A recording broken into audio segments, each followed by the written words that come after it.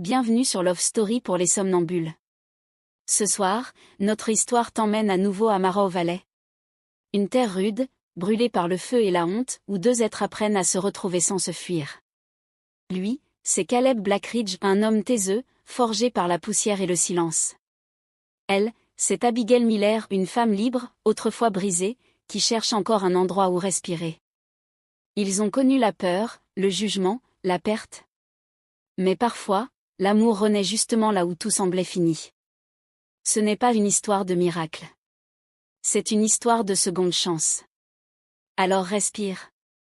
Laisse la vallée s'ouvrir autour de toi. Et écoute battre les braises du cœur. L'aube se levait sur Morrow Valley. Une lumière pâle glissait sur les clôtures, se glissait entre les arbres, s'étendait jusqu'aux cabanes du compound Blackridge. L'air sentait le cuir, le foin, et la promesse d'un jour tranquille. Ellie était déjà debout. Dans la cour, il chargeait les seaux d'eau pendant que Nora préparait le café sur le poêle. Luke courait derrière un chat récalcitrant, les bottes encore trop grandes, le rire clair. Et Rowan, depuis la grange ouverte, accordait son violon, un air léger pour accompagner le matin. Tout semblait paisible. Presque trop paisible. Au nord du domaine, un peu à l'écart, Caleb Blackridge réparait une clôture. La chemise ouverte sur la gorge, les paumes noircies de terre et de sueur, il martelait les clous sans un mot. Le marteau battait la mesure d'un silence qu'il n'avait jamais su briser. Depuis 5 ans, il vivait seul dans sa cabane, un peu plus haut sur la colline. Assez près pour entendre les rires du ranch. Assez loin pour qu'on n'aille pas frapper à sa porte. Dans la vallée, on l'appelait encore le cow-boy maudit. Pas par méchanceté, par habitude. Un homme revenu de tout, disait-on. Un homme que Dieu avait oublié de bénir. Le vent se leva, emportant un instant la poussière du sol. Caleb s'arrêta, essuya son front du revers de la main. C'est alors qu'il aperçut le cavalier du courrier, une silhouette minuscule au loin, qui longeait la rivière. Le courrier passa sans s'arrêter, déposa simplement une enveloppe sur le vieux poteau de la barrière nord. Une seule. Sans sceau. Sans nom visible. Caleb posa son marteau, s'approcha lentement. Le vent agitait le papier. Quand il la prit entre ses doigts, il reconnut l'écriture. Fine. Soignée. Une écriture qu'il n'avait pas vue depuis des années, mais qu'il aurait pu tracer les yeux fermés. Abigail Miller. Le monde sembla se contracter autour de ce nom. Il ouvrit la lettre. Caleb. Je t'écris de là où personne ne me regarde. Je ne sais pas si tu me pardonneras, ni si tu me croiras. Mon père a promis ma main à Mark Holloway. Le mariage aura lieu dans 2 semaines. Je ne peux pas. J'ai prié, j'ai attendu un signe. Et j'ai pensé à toi. Si Dieu t'a vraiment oublié, alors peut-être que c'est lui qui me l'envoie. Aide-moi à partir. Abigail. Ses doigts tremblaient. Le papier se plia entre ses phalanges, froissé comme un souvenir qu'on refuse d'effacer. Le soleil montait lentement derrière la colline, mais il ne le vit pas. Tout en lui se figea. Puis quelque chose céda. Un barrage silencieux, vieux de 10 ans. Il retourna à la cabane, enfila sa veste, saisit sa selle. Aucun mot. Aucune hésitation. Il attacha ses affaires au cheval, glissa la lettre contre son cœur.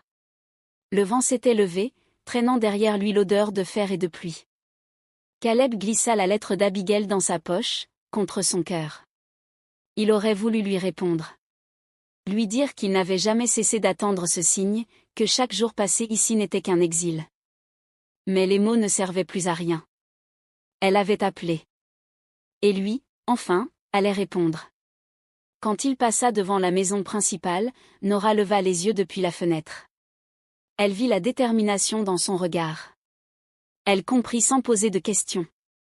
Il inclina la tête, presque imperceptiblement. Elle répondit d'un signe, la main contre la vitre.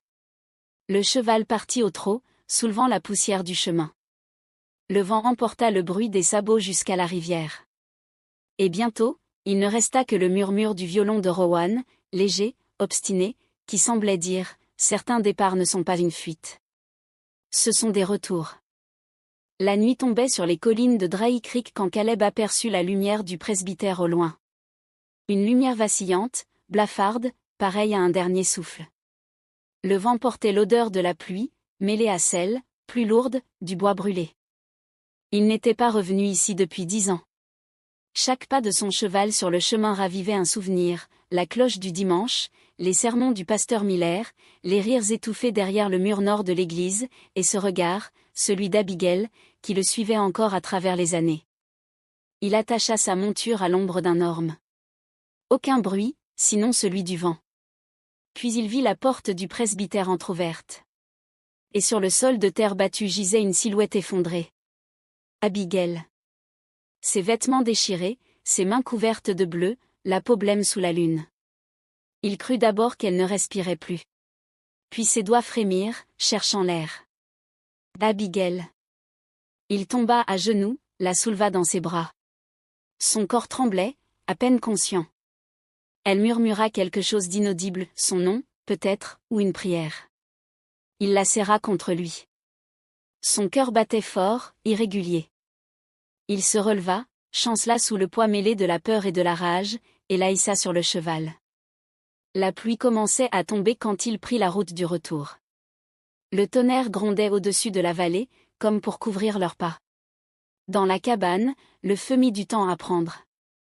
La flamme hésitait, faiblissait, puis se redressait, obstinée comme cette femme qu'il n'avait pas vue depuis si longtemps. Caleb la déposa sur le lit, chercha une couverture, un linge propre, de l'eau. Ses gestes étaient rapides, maladroits. Ses mains, celles d'un homme habitué aux chevaux et non aux blessures humaines, tremblaient malgré lui. Il lui lava le visage doucement. Sous la crasse, les ecchymoses prenaient des teintes violettes, presque irréelles. Elle ouvrit enfin les yeux. « Caleb, c'est bien toi ?» Sa voix était rauque, un souffle. « C'est moi. J'ai cru que tu ne viendrais pas. » Il secoua la tête. « Tu m'as écrit, Abigail. Alors je suis venue. » Elle esquissa un sourire fragile, puis ses paupières retombèrent. Le silence reprit, seulement troublé par le crépitement du feu. Caleb resta là, assis à côté du lit, les coudes sur les genoux. Chaque fois qu'il levait les yeux, il la revoyait adolescente, robe blanche et rire timide, courant dans les champs derrière l'église. Il revoyait aussi le visage du pasteur, sévère, les poings serrés sur la Bible. Et il se demanda comment un homme de Dieu pouvait laisser sa fille dans cet état. À l'aube, Nora frappa doucement à la porte de la cabane. Elle entra sans attendre, portant des draps propres et un panier de pain et de soupe encore fumante. Ses yeux se posèrent sur la jeune femme endormie, puis sur Caleb. « Qu'est-ce que tu comptes faire ? » ?»« La soigner. »« Ce n'est pas de ça que je parle. » Caleb releva la tête. Le feu reflétait sur son visage une fatigue ancienne. « Si tu veux la sauver, reprit Nora, fais-le pour de vrai. Pas juste pour te racheter. » Il ne répondit pas. Il baissa simplement les yeux vers Abigail, la main posée sur le bord du lit. Elle respirait plus calmement, les traits apaisés. Et pour la première fois depuis longtemps, Caleb sentit le monde se remettre à battre. Pas fort. Pas vite. Mais juste assez pour lui rappeler qu'il était encore vivant. Le soleil montait lentement au-dessus de Marrow Valley, mais la chaleur pesait déjà sur le ranch. Les chevaux piaffaient dans leurs enclos, les poulies grinçaient au puits, et l'air sentait la terre sèche.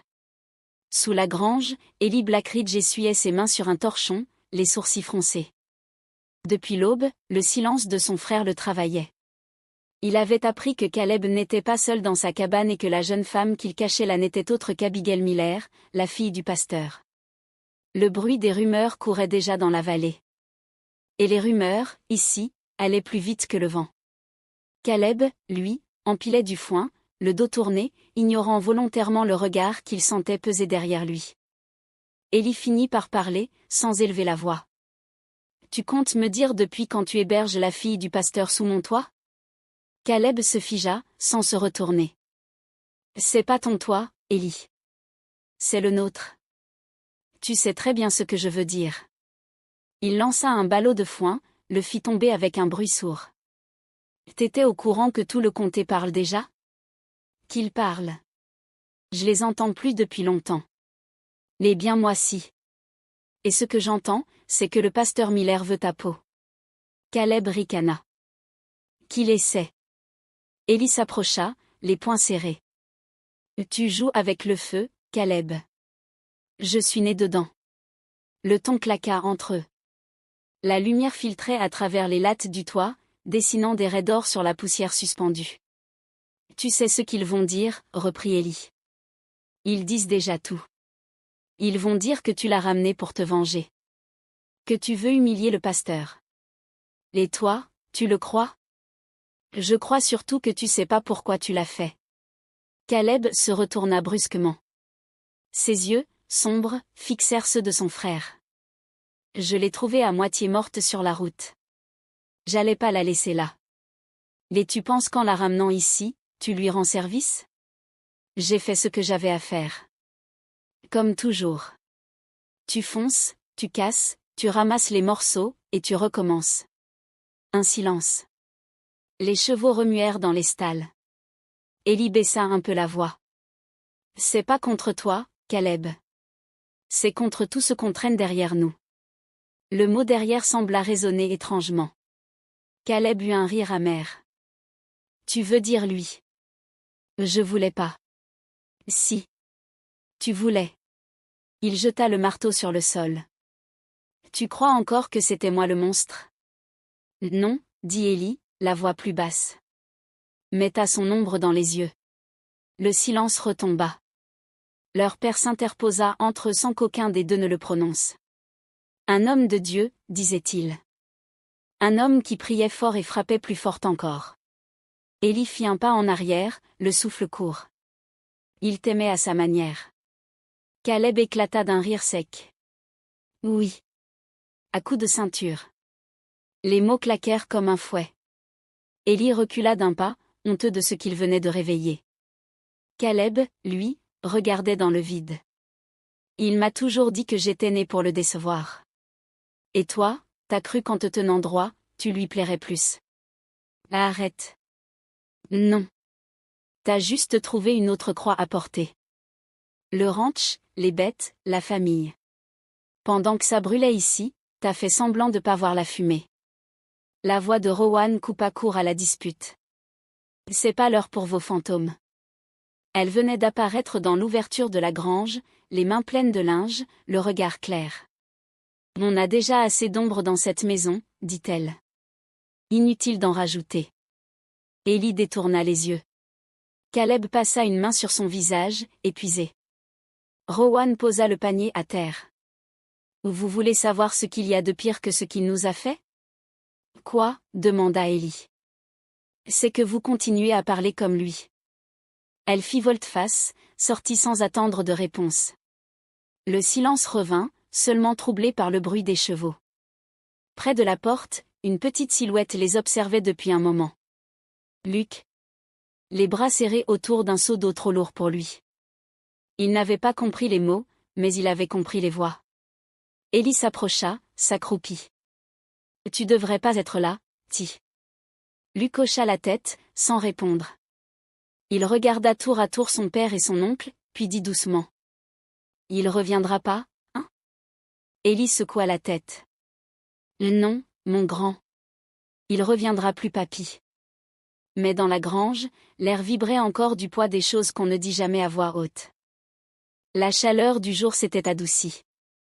Le ciel du Montana, lourd et violet, filtrait à travers la fenêtre entr'ouverte de la cabane. Une odeur de terre, de foin et de pluie suspendue emplissait l'air. Caleb posa une bassine d'eau sur la table. Ses gestes étaient précis, presque trop. Sous la lumière dorée du soir, on distinguait la poussière sur sa chemise, la morsure du cuir à son poignet, la barbe sombre qui soulignait une mâchoire serrée depuis trop longtemps. Le genre d'homme qui semble fait de pierre, mais dont chaque fissure raconte un deuil. Assise sur le lit, Abigail Miller le regardait sans un mot.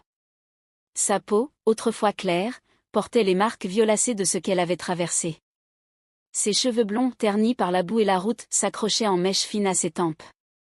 Ses yeux, d'un gris pâle presque transparent, semblaient ne plus savoir où se poser. Depuis 2 jours, elle parlait peu. Elle mangeait à peine.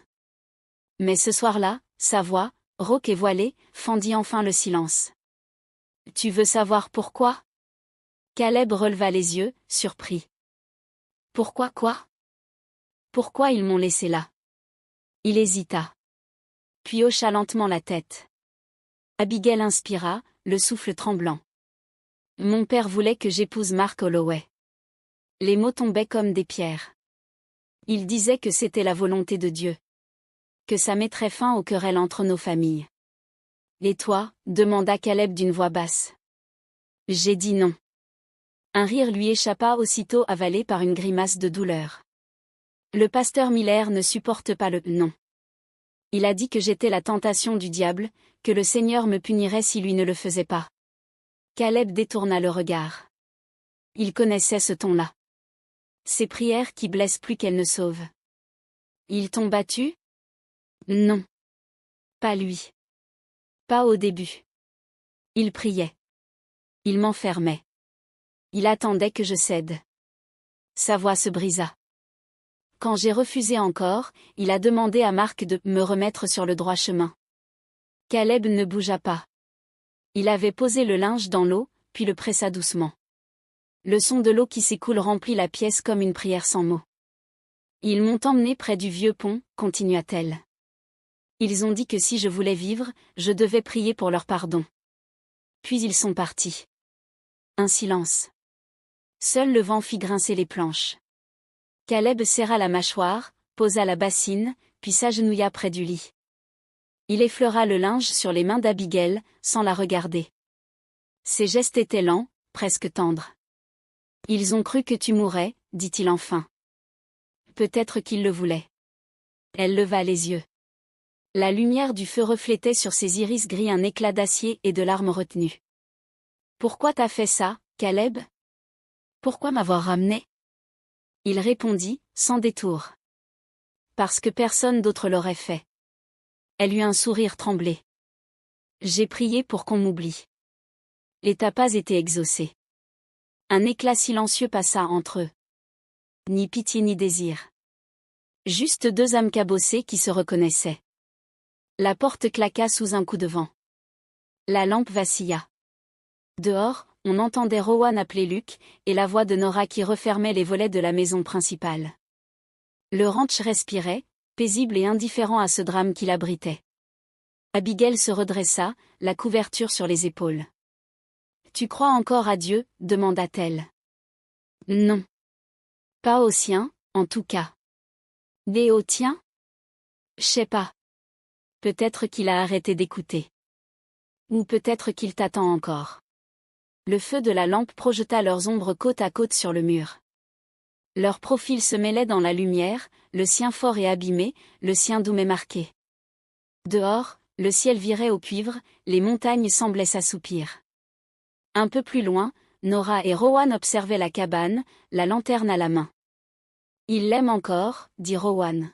« Il n'a jamais arrêté, » répondit Nora.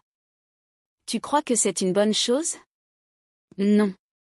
Mais c'est la première fois que je le vois vivant. » Elles restèrent là un moment, à écouter la nuit.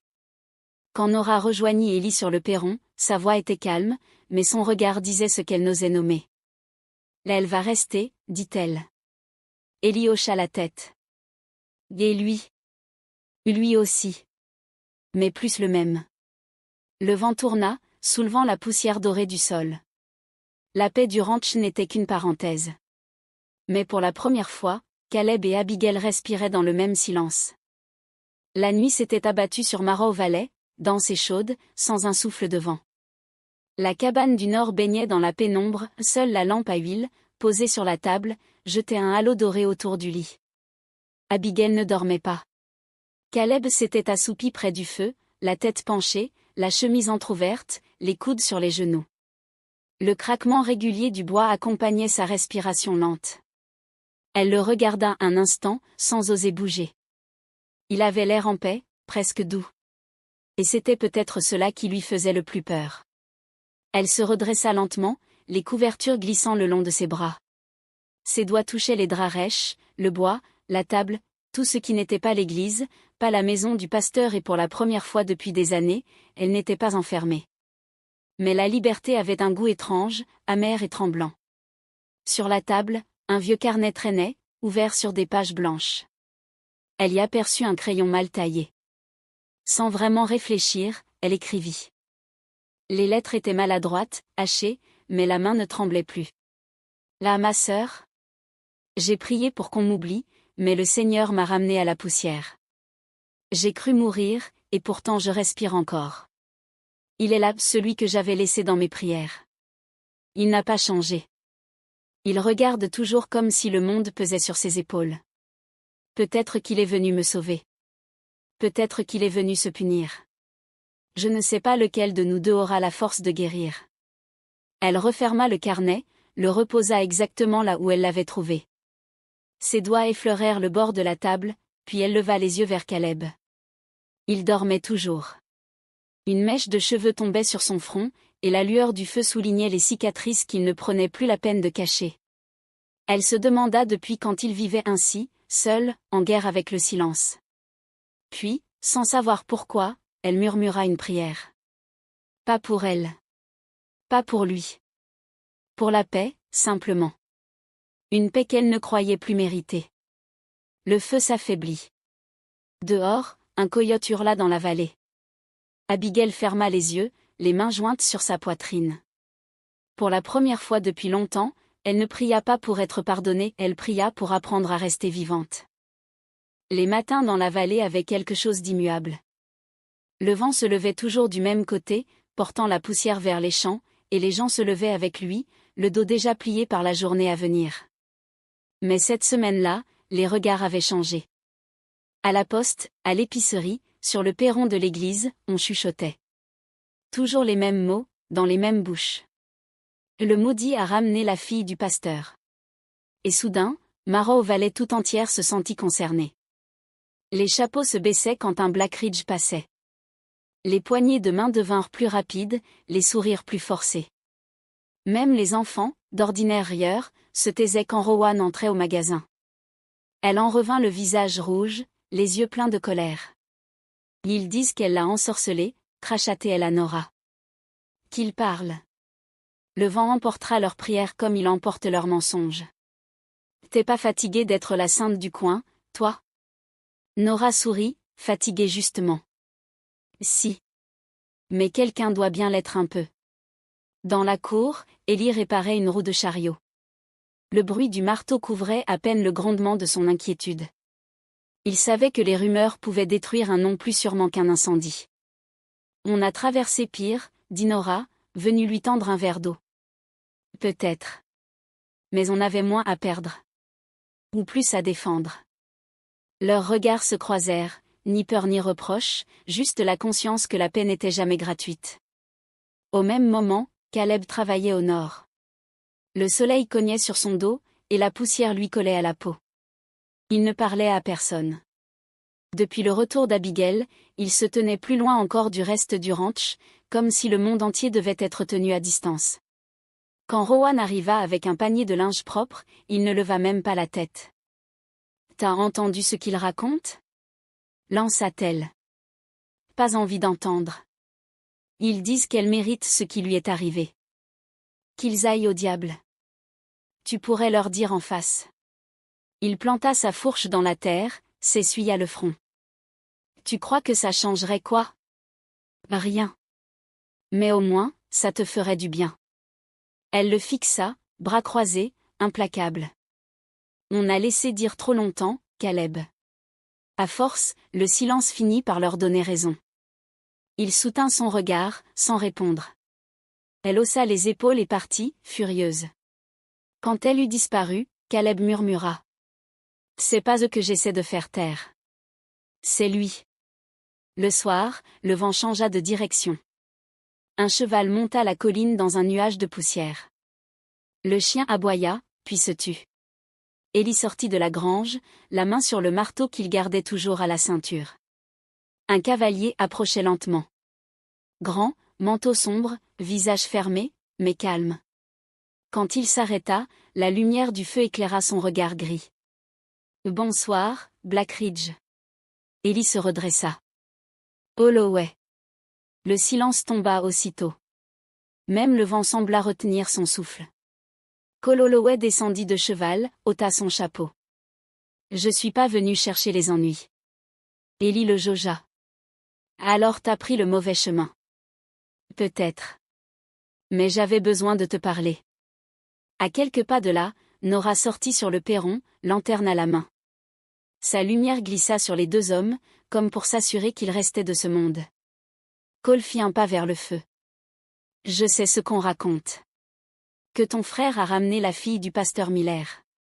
Élie hocha la tête sans un mot. Chez nous, certains veulent s'en mêler. Marc, surtout. Il veut laver son nom dans le sang. Et toi? Moi, j'en ai assez de vivre dans la boue.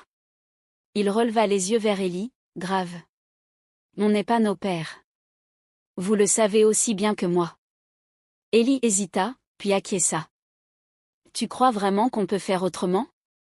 Si on n'essaie pas, nos fils feront pire. Derrière eux, la porte de la cabane s'ouvrit. Caleb apparut, ombrote et méfiante. Ses yeux croisèrent ceux de Cole.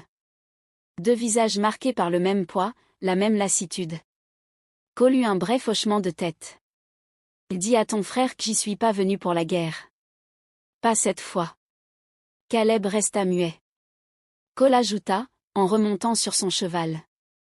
Quand on aura tous enterré nos pères, peut-être qu'on aura enfin la paix. Le cheval repartit dans la poussière. Nora s'approcha d'Élie. Tu penses qu'il disait vrai? Oui. Et c'est bien ça, le problème. Elle glissa sa main dans la sienne. Le vent passa entre eux, soulevant la poussière et l'odeur du feu. Dans la cabane, Abigail s'était levée. Elle regardait par la fenêtre la silhouette de Caleb, seul, immobile, face à la nuit. Elle comprit alors qu'il ne craignait pas les hommes mais de devenir un jour comme eux.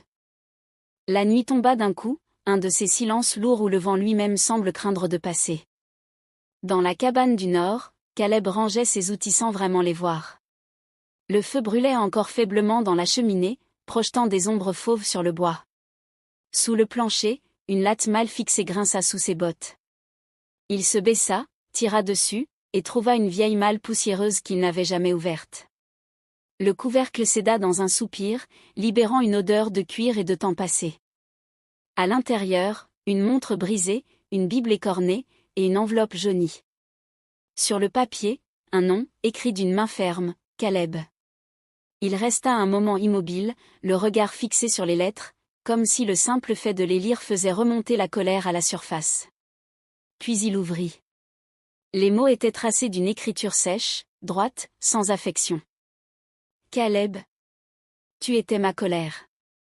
Et ma honte. J'ai prié pour te corriger, mais Dieu ne corrige pas ce qu'il n'a pas voulu. Tu portais déjà la défaite dans tes yeux. Pardonne-moi si tu peux, mais souviens-toi, un homme sans obéissance n'a pas de valeur. Caleb referma la lettre d'un geste sec. Il sentit la rage monter comme une fièvre, mais au fond, ce n'était pas une surprise. Il avait toujours su que son père ne l'aimait pas. Il n'avait juste jamais voulu le lire noir sur blanc. Les flammes dansaient dans la cheminée, et son reflet vacilla dans le métal de la lampe. C'était bien son visage qu'il voyait, mais à travers lui, celui de son père. Même front. Même regard. Le même silence. Il serra la lettre si fort que le papier se froissa entre ses doigts. Puis, sans réfléchir, il sortit dans la cour. L'air était froid, le ciel bas. La grange l'attendait, vaste et sombre. Il posa la lettre sur un tas de vieux journaux, prit une allumette, la craqua. Le feu prit aussitôt, vif, doré, affamé. Les mots s'effacèrent un à un dans la lumière. Il resta là, immobile, le visage éclairé par les flammes. Un pas derrière lui. Une voix. Caleb? Abigail était là, en robe de nuit, les cheveux défaits, la peau encore pâle. Elle s'approcha, s'arrêta à quelques pas. Qu'est-ce que tu fais? J'enterre un fantôme. Le tien? Le nôtre? Elle vit la lettre brûler, se réduire en cendres. Ses yeux brillèrent. Il n'avait pas raison. Peut-être, dit-il. Mais il m'a construit de travers. Alors apprends à marcher autrement. Le feu reflétait leur visage. Elle s'approcha, posa une main sur son bras. Tu ne lui dois plus rien, Caleb. Pas même ta colère. Il baissa les yeux vers elle, hésita. Puis hocha lentement la tête.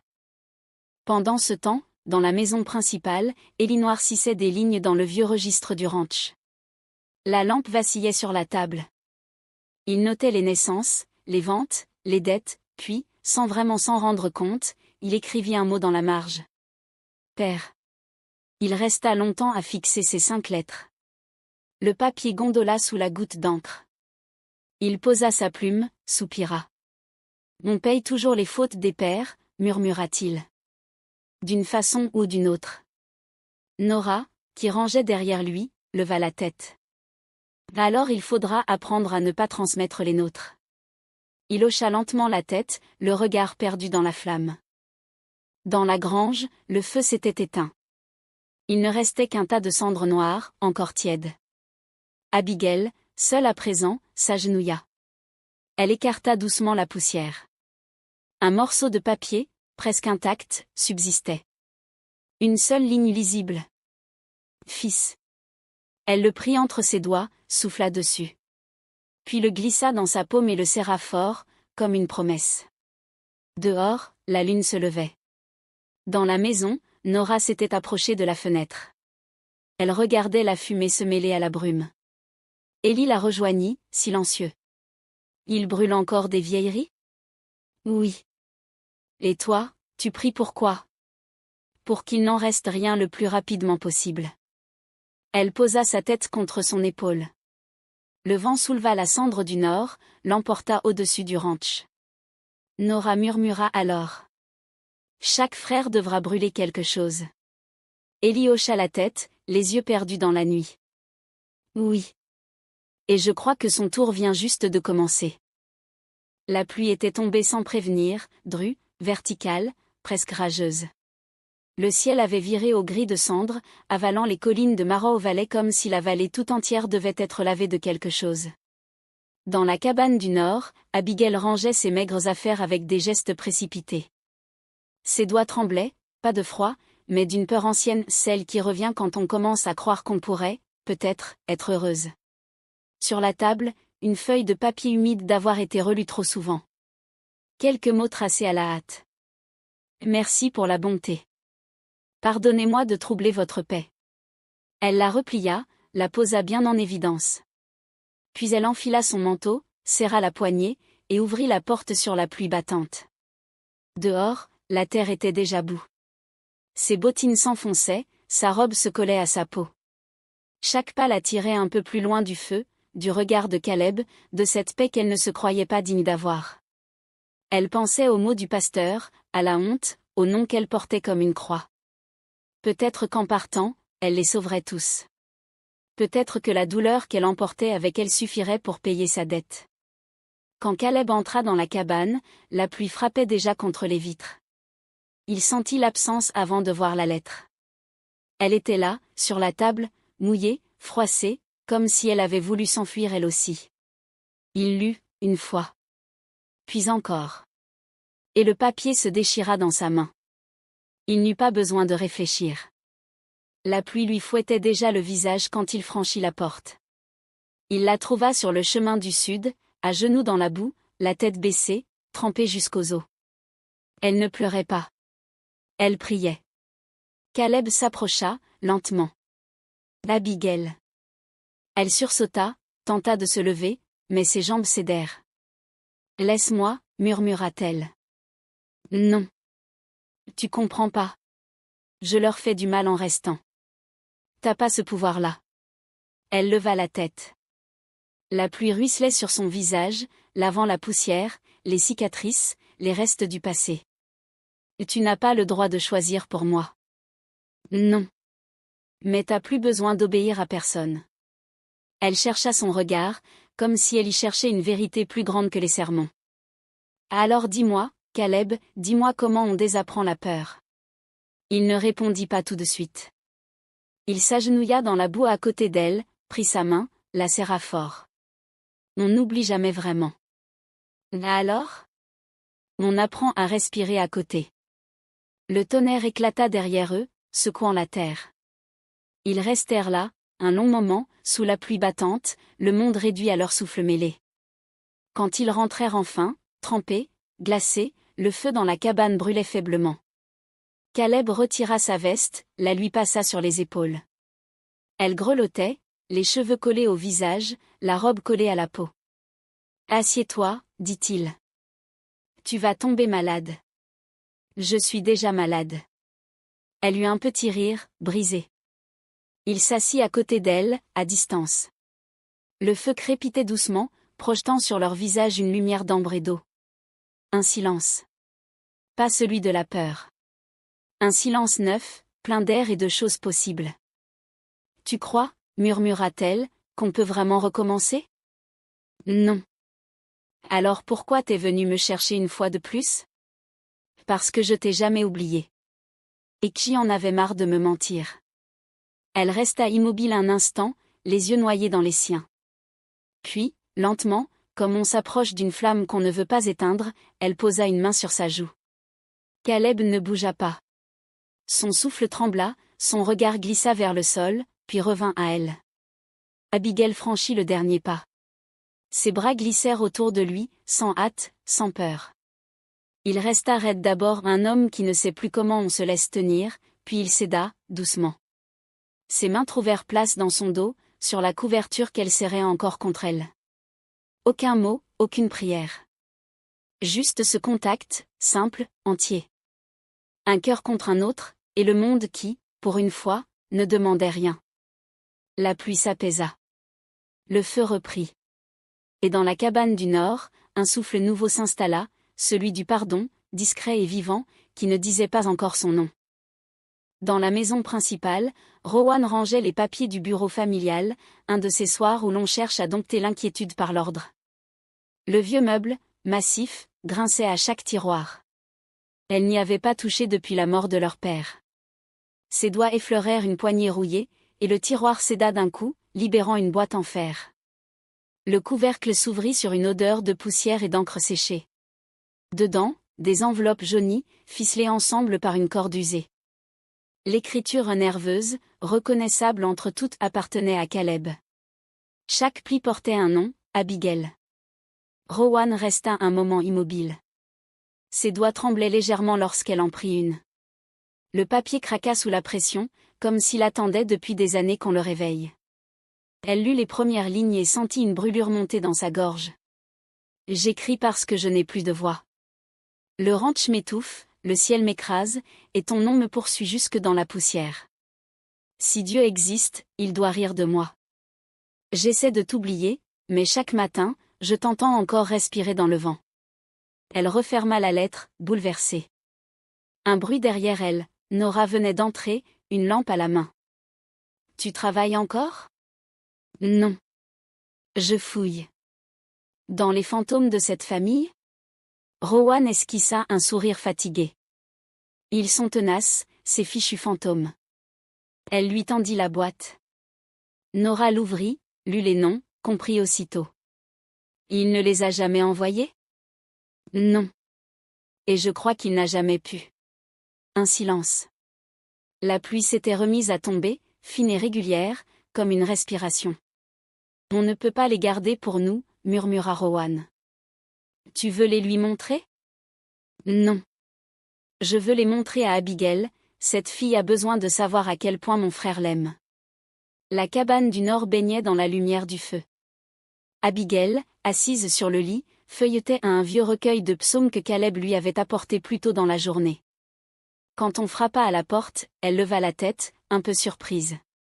Nora entra, suivie de Rowan. Elles avaient ce genre de regard qu'on ne questionne pas. Celui qu'ont les femmes quand elles savent qu'un secret va changer quelque chose. Nora posa la boîte sur la table. C'est lui qui les a écrites, il n'a juste jamais eu le courage de les envoyer, dit-elle doucement. Abigail ne bougea pas d'abord. Ses doigts effleurèrent le métal froid, puis la corde. Pourquoi maintenant ? Rowan répondit simplement. Parce qu'il est temps que quelqu'un les lise. Abigail défit la ficelle. Les lettres glissèrent sur la table comme une poignée de feuilles d'automne. Elle en prit une au hasard, l'ouvrit lentement. J'ai peur de t'aimer comme il haïssait ma mère, à coups de silence. Alors j'écris pour parler, même si tu n'entendras jamais ces mots. Je voulais t'emmener loin d'ici, mais j'avais peur de devenir mon père. Sa main trembla. Les mots étaient simples, sans détour, mais portaient toute la poussière du temps. Elle en lut une autre, la voix plus basse. Si je reviens un jour, ce sera pour réparer ce que j'ai détruit. Si je ne reviens pas, pardonne-moi d'avoir cru que le silence suffisait à aimer. La dernière lettre tomba de ses doigts. Les larmes qu'elle retenait depuis 10 ans glissèrent enfin, silencieuses. Pas celles de la douleur. Celles du relâchement. Nora posa une main douce sur son épaule. Il t'a jamais oublié, dit-elle. Abigail hocha la tête, incapable de parler. Rowan s'approcha du feu, jeta un coup d'œil à travers la fenêtre. Dans la cour, Caleb traversait la nuit, une lanterne à la main, ignorant tout de ce qui se jouait ici. Elle souffla.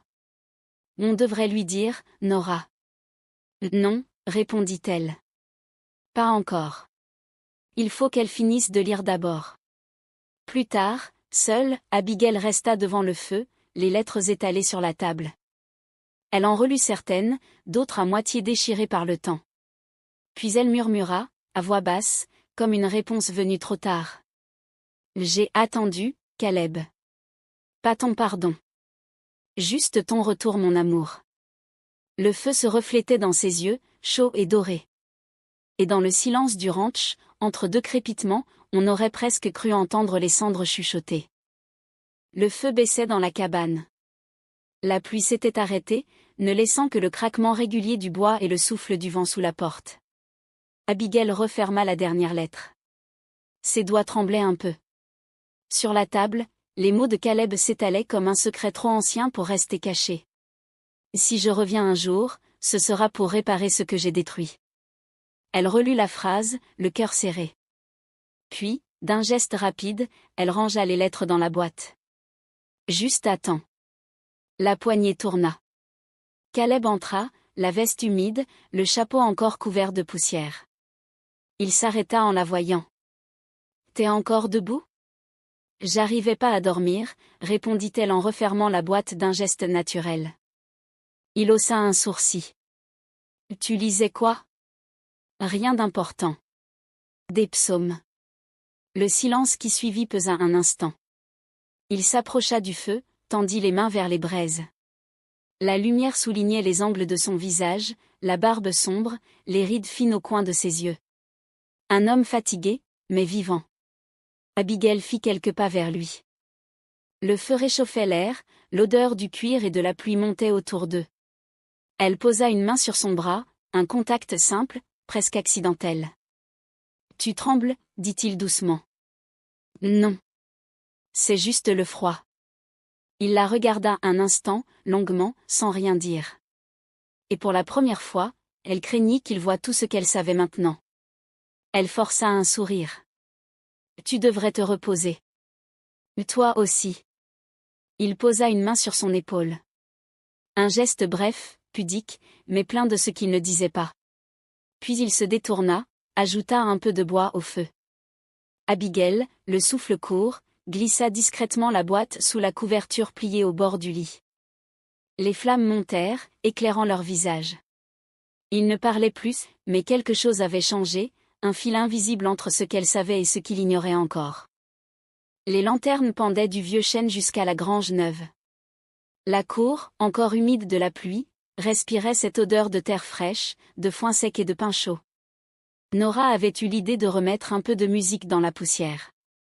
Ellie avait soupiré, puis il avait accepté, parce qu'il savait qu'elle avait raison, le silence finissait par user les cœurs. On avait sorti les tables, déroulé les nappes, allumé les lampes à huile. Peu à peu, les familles de Marrow Valley étaient arrivées, méfiantes au début, curieuses ensuite. La vallée n'aime rien tant que se regarder vivre. Luc courait entre les guirlandes, les bras levés comme s'il commandait aux étoiles. Rowan accordait son violon, les yeux plissés sous la lumière des lanternes. Ce soir, on danse ou on maudit ? Lança-t-elle. On commence par danser, répondit Nora en lui attachant un ruban à la manche. Maudire, ils savent déjà faire. La première gigue leva la poussière. Les bottes frappaient juste, les rires revenaient par bouffées, et même les plus réticents se laissèrent entraîner. Ellie observait la scène depuis la barrière, le regard posé sur la foule. Il reconnaissait chaque visage, chaque histoire. Ce soir-là, il leur pardonnait tout. Un peu plus loin, Caleb restait dans l'ombre de la grange. Il portait une chemise claire, les manches retroussées, le visage creusé par le travail et les nuits blanches.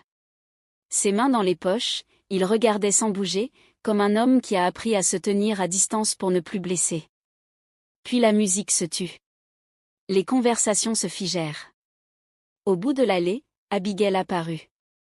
Elle portait une robe simple, serrée à la taille, d'un tissu clair qui captait la lumière des lanternes. Ses cheveux relevés laissaient échapper une seule mèche contre la tempe. Chaque pas qu'elle faisait semblait dissoudre un peu plus la peur. La vallée entière la suivait du regard. « Regarde-la » souffla Rowan. « On croirait qu'elle revient d'entre les morts. »« Non » répondit Nora. « Ce sont les morts qui s'écartent. » Caleb sentit sa gorge se nouer. Il n'avait pas besoin de parler, tout en lui vibrait vers elle. Ses doigts se crispèrent dans ses poches, comme s'il avait peur de les laisser agir. Un cavalier s'avança alors.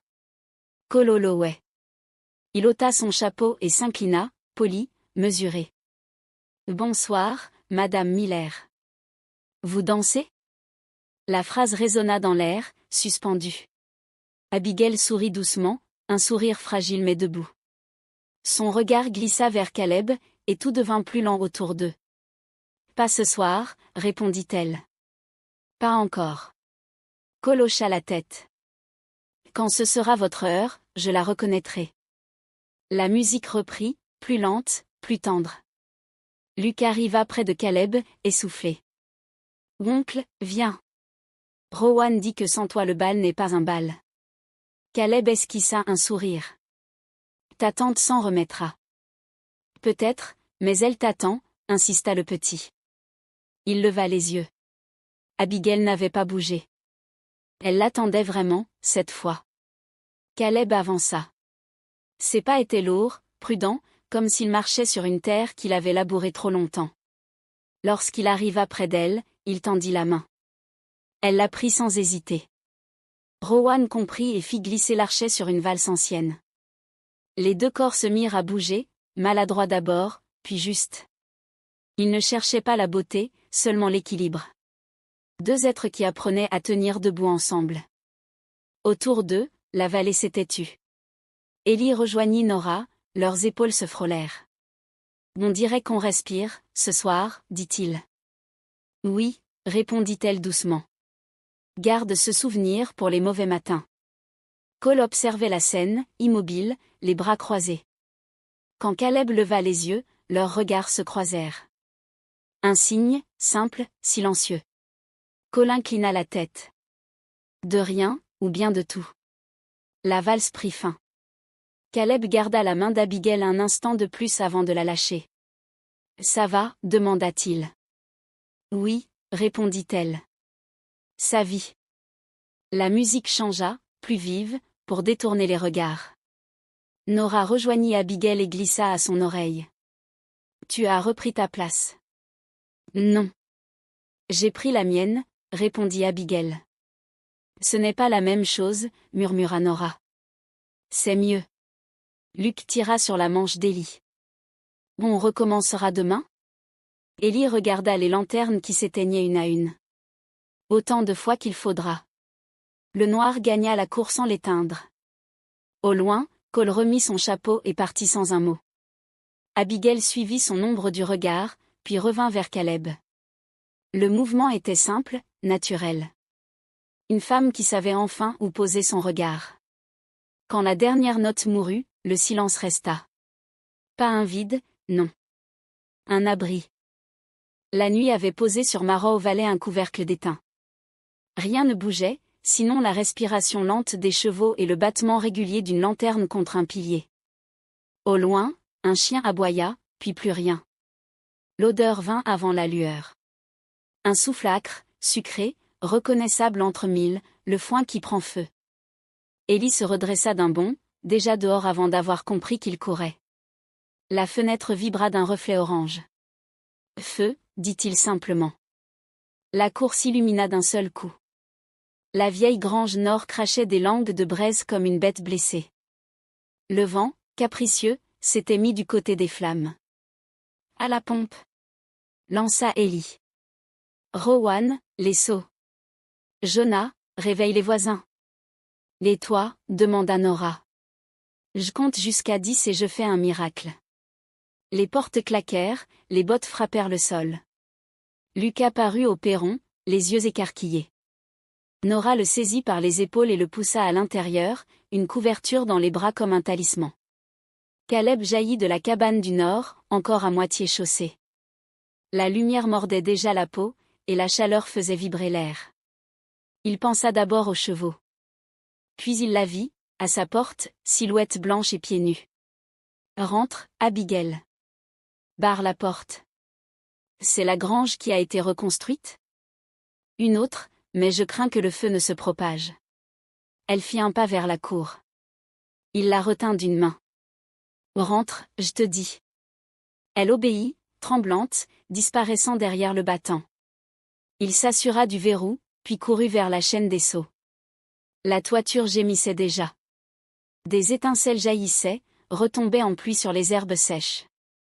Rowan, gainé de sueur, armait la pompe. Jonah organisait la ligne entre le puits et la gueule rougeoyante.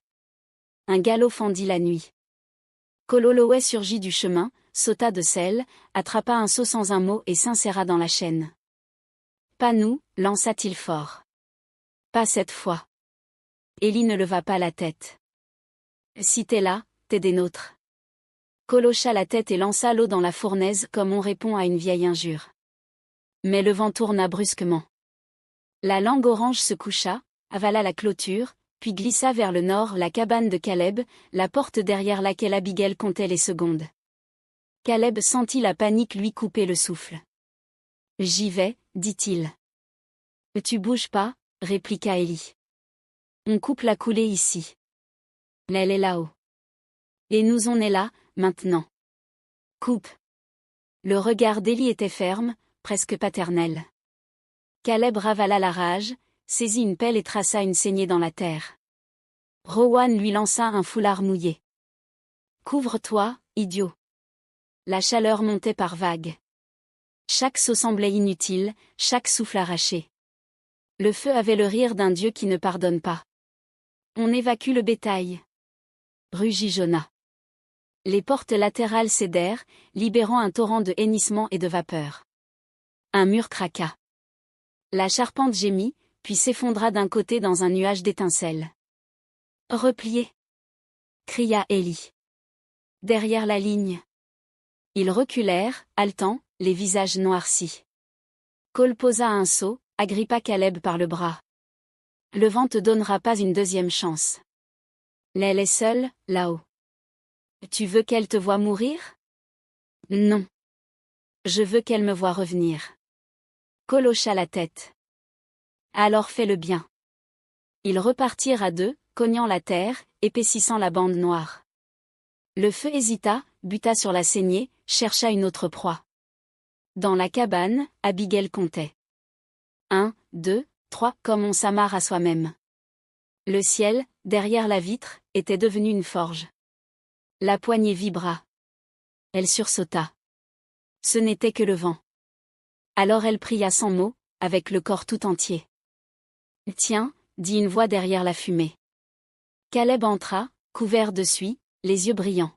« On va protéger la cabane », lança-t-il d'une voix rauque. « Dans ta tête, pour commencer. »« Tu reviens. » J'ai dit que je revenais. Il la conduisit jusqu'à la colline, derrière le grand chêne. « Ici. Tu bouges pas. Et toi ? Je fais ce que je sais faire. Promets. » Je promets d'essayer. Quand il repartit, la grange brûlait comme un soleil malade. Rowan, Nora, Ellie, Jonah, Cole, tous tenaient la ligne, jusqu'à ce que le feu, à bout, s'éteigne enfin sous leurs cris et leurs sauts. Le toit s'effondra dans un dernier soupir. Puis il n'y eut plus que la fumée, la suie, et le bruit de l'eau converse sur des souvenirs. Cole lâcha le dernier seau. Ellie, épuisée, le fixa un moment. Tu nies encore? Je nie toujours. Merci, Holloway. On se remercie quand il reste plus rien à éteindre. Caleb remonta la pente. Abigail se leva avant qu'il ne l'atteigne. Ils se retrouvèrent à mi-chemin, sans un mot, avec le regard des gens qui reviennent d'un endroit dont ils ne parleront pas. « Ça va ?» demanda-t-il. « Sa vie ?» répondit-elle. Ils restèrent un moment à regarder la carcasse fumante. La lueur mettait sur leur visage une clarté de cuivre, celle des âmes qu'on vient de tremper dans le feu. « On dit que le feu purifie » murmura-t-elle. « On dit beaucoup de choses. » Ce soir, il n'a pas menti. En bas, Ellie donnait déjà des ordres pour le matin. Rowan s'adossa au puits, Nora lui posa une main au dos. Luke sortit pieds nus, agrippa la jambe de son père. Cole remit son chapeau. « Je passe chez les miens. Dire qu'on n'ajoute pas de bois à ce tas-là. »« Fais mieux, » répondit Caleb sans colère. « Dis-leur qu'il n'y a plus de tas. » Cole eut un bref sourire. « On verra s'ils savent écouter. » Il s'éloigna dans la nuit redevenue nuit. Au-dessus du ranch, la fumée se mêla aux étoiles. Le lendemain, Marrow Valley sentait la suie et le silence. Les femmes descendaient à la ville, paniers au bras. Les hommes raccommodaient les clôtures, comme si réparer le bois pouvait réparer le reste. Dans la boutique du General Store, les rumeurs s'empilaient plus vite que les sacs de farine. « T'as vu les Black Ridge? Encore un feu. C'est le châtiment, je te dis. Ou un message. Peut-être que le ciel en a marre qu'il protège cette fille. » Les mots tournaient, poisseux, et la vérité n'était nulle part. Nora, venue acheter du sucre, entendit chaque phrase derrière le rayon. Rowan, à côté d'elle, faisait mine de choisir du fil à coudre, le regard fixe. « Tu entends ça ?» murmura Nora. « Oui. Et je les plains. » « Pourquoi ? » « Parce qu'ils ont peur de ceux qui ne se cachent plus. » Une femme s'approcha, faussement compatissante. « Vous devez être bien fatigué, après tout ça. » Rowan leva la tête. « On a connu pire. » Les 7 pauvres Abigail. Quelle épreuve pour une fille du Seigneur. Une épreuve, oui, répondit Nora d'une voix douce. Mais pas la sienne. La vôtre.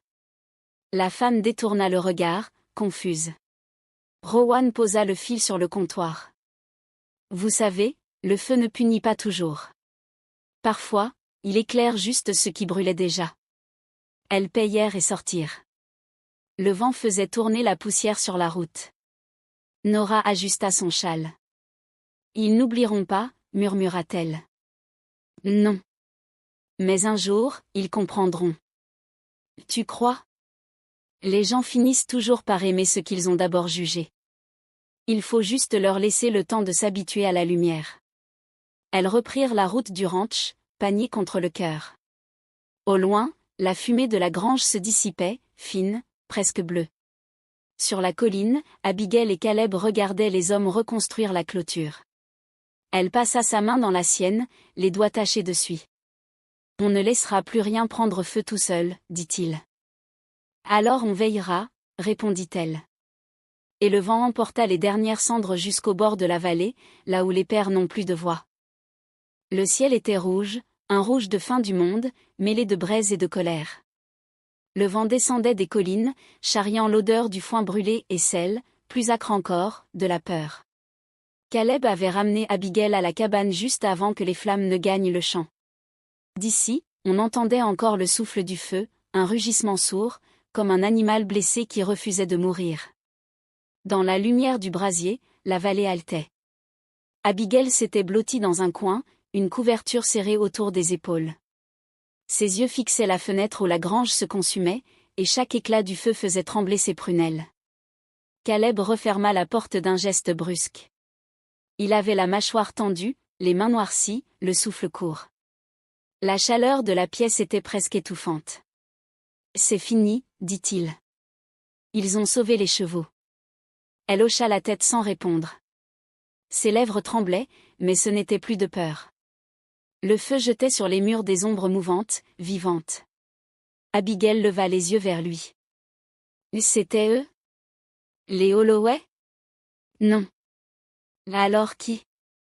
Il haussa les épaules, la voix rauque. Peut-être personne. Peut-être juste le passé qui refuse de crever. Elle le regarda longtemps. Dans ses yeux, il n'y avait plus la colère, seulement l'épuisement et cette tendresse qu'il ne savait pas nommer. Tu ne dors jamais, Caleb. Pas quand le monde brûle. Le monde brûle depuis que je te connais. Il se figea. Les mots tombèrent entre eux comme des braises trop lourdes pour s'éteindre. Elle se leva, s'approcha lentement, jusqu'à ce que la chaleur du feu se confonde avec celle de sa peau. Regarde-moi, dit-elle. Il hésita, puis leva enfin les yeux. Dans le reflet des flammes, son regard prenait des teintes d'ambre, presque dorées. J'ai cru que j'allais te perdre, murmura-t-il. Tu m'as déjà perdu, Caleb. Il y a 10 ans. Alors pourquoi es-tu revenu? Parce que je n'ai jamais su vivre ailleurs que dans ton silence. Il baissa la tête, ses mains tremblaient un peu. Abigail posa la sienne sur les siennes. Un geste simple, mais il y avait dans ce contact toute la mémoire du manque. Ce n'est pas la grange qui brûle, souffla-t-elle. C'est tout ce qu'on retient. Il ferma les yeux. Alors laisse brûler. Elle fit un pas de plus, et cette fois, il ne recula pas. Leurs souffles se mêlèrent, leurs visages à quelques centimètres l'un de l'autre. Une mèche de ses cheveux vint frôler sa joue. Il la repoussa doucement, du bout des doigts. Le silence se fit dense. Le feu craqua, éclairant la poussière dans l'air, suspendue comme une pluie d'or. Caleb. Il leva la tête. Oui. Reste. Il resta immobile un moment, comme si le mot pesait plus que tout le reste. Puis il posa une main sur sa joue, glissa le pouce contre sa tempe. Abigail ferma les yeux. Il sentit son souffle contre sa paume, chaud, trembler. Le feu les enveloppait, sans menace désormais, juste une chaleur vivante. Il se pencha, lentement, jusqu'à ce que son front touche le sien. Ni baiser, ni promesse. Un abandon. Elle murmura contre sa peau. Tu sens? Quoi? Que ça s'éteint, enfin. Il la serra doucement contre lui. Leur silence devint un refuge. Dehors, le vent tournait, et la pluie commençait à tomber, une pluie fine, réconciliée, qui glissait sur le toit comme une bénédiction. Abigail releva la tête, les yeux encore humides. Tu ne veux plus repartir, hein? Non, dit-il. J'ai trop attendu. Elle effleura sa bouche du bout des doigts, comme pour vérifier qu'il existait encore. Puis elle se blottit contre lui, la tête sur sa poitrine. Il l'enlaça, simplement, sans hâte. Le feu s'éteignait peu à peu, ne laissant que des braises. Leurs ombres, sur le mur, se mêlèrent jusqu'à ne plus former qu'une seule forme. Et dans la cabane du nord, au milieu des cendres et du silence, 2 âmes brûlées retrouvèrent enfin un peu de chaleur. La nuit suivante fut d'un calme étrange. Pas un cri, pas un vent. Seulement la respiration du ranch, lente, lourde, épuisée, comme un géant endormi après la guerre. La grange n'était plus qu'un tas de poutres fumantes.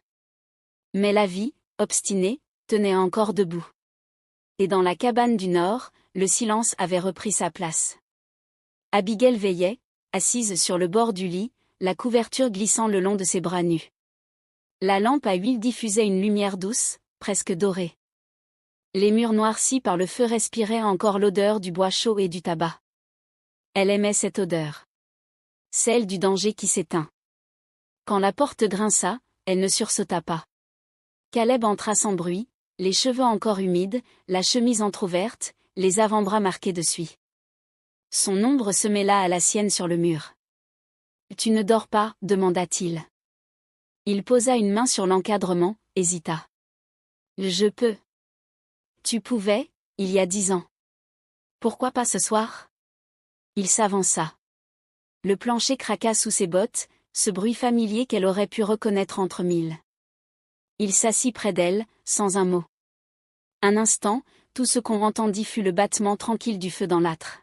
« Tu penses à quoi ?» dit-il. « À nous. Mauvaise habitude. Non. Juste ancienne. Il eut un sourire, ce sourire fatigué qu'elle avait toujours aimé. Je me suis battue contre tout, Abby. Contre le feu, contre mon père, contre moi. Et tu as gagné? Non. J'ai juste arrêté de perdre. Elle leva la main, effleura sa joue. Sa peau était chaude, rugueuse, vivante. Il ferma les yeux, comme si ce simple contact suffisait à le brûler. Tu n'as jamais su dormir seule, murmura-t-elle. Et toi, t'as jamais su m'oublier. Leurs souffles se croisèrent. Le temps s'arrêta. Puis elle l'attira doucement à elle. Le baiser ne fut pas une question. C'était une évidence. Une braise qu'on avait protégée trop longtemps, et qui retrouvait enfin l'air. Ses doigts glissèrent sur la nuque de Caleb, trouvant la chaleur de sa peau. Les siens se perdirent dans ses cheveux, dans ce mélange de sel, de cendre et de fatigue. Il la serra contre lui, lentement, comme un homme qui revient d'un monde sans lumière. Il ne parlait plus. Les mots auraient rompu quelque chose. Le silence, lui, savait ce qu'il faisait. Les draps gardèrent la trace de la suie, la sueur et la pluie mêlée. Dehors, les collines dormaient sous un ciel d'encre. Le ranch respirait, vivant, lavé de tout. Abigail sentit sa main sur sa taille, lourde, rassurante. Elle se retourna, chercha son regard dans la pénombre. On n'a plus rien à fuir, dit-elle. Non. Juste à tenir. Ensemble? Jusqu'à ce qu'il n'y ait plus de feu à éteindre. Leurs fronts se touchèrent. Une larme, ou peut-être une goutte de pluie, tomba entre eux. Le monde entier semblait suspendu dans ce souffle. Ils s'aimèrent comme on prie, sans témoin, sans crainte, avec la foi des survivants. Et quand le matin revint, le feu n'avait pas disparu. Il s'était simplement transformé en chaleur, en paix, en promesse tenue. Abigail Miller s'était levée avant le jour. Elle portait la chemise de lin que Nora lui avait donnée, un vêtement simple, trop grand, qui gardait l'odeur du savon et du bois. Elle avait allumé le feu, non pour se chauffer, mais pour écouter ce craquement familier, ce son de présence. Sur la table, un livre, sa vieille Bible, abîmée par les années. Elle l'ouvrit au hasard, comme elle l'avait toujours fait. Les mots dansaient devant ses yeux, mais cette fois, il ne criait plus. Elle se souvenait du temple, des bancs, des sermons, de la peur dans la voix de son père. De toutes ces fois où prier voulait dire se soumettre. Où la foi n'était qu'une autre façon de s'effacer. Elle posa les mains sur le livre, puis le referma. « Je ne veux plus avoir peur de toi, murmura-t-elle. » Le murmure se perdit dans le crépitement du bois. Elle s'agenouilla au sol, sans croix, sans signe. Ses doigts touchaient la terre humide, le plancher rugueux. C'était sa prière, pas celle qu'on lui avait apprise, mais celle qui venait enfin d'elle. « Si tu m'écoutes encore. » Elle ferma les yeux, inspira. « Je ne te demande pas de me sauver. Ni de punir. Un souffle. Je veux juste comprendre pourquoi j'ai cru qu'aimer, c'était mal. » Le vent passa dans la cheminée, un long soupir. Elle continua, plus bas, la voix fêlée. « Si tu m'as faite pour aimer, alors je t'aime à travers lui. Et si c'est un péché, alors j'assume la faute. Mais je ne veux plus aimer en silence. » Une larme tomba sur le bois. Pas de honte, pas de douleur, une larme de délivrance. Abigail sourit à travers elle, légère, enfin entière. Derrière elle, la porte s'ouvrit doucement. Une silhouette se dessina dans le contre-jour, Nora, un châle sur les épaules, les cheveux encore défaits. Elle ne parla pas. Elle entra, posa une main sur son épaule. « Tu pries » demanda-t-elle doucement. « Je parle. »« À Dieu ?»« À moi-même. » C'est presque pareil. Nora hocha la tête, s'assit près d'elle. « Mais qu'est-ce qu'il t'a répondu ? » Qu'il fallait que j'arrête de croire qu'il fallait mériter le bonheur.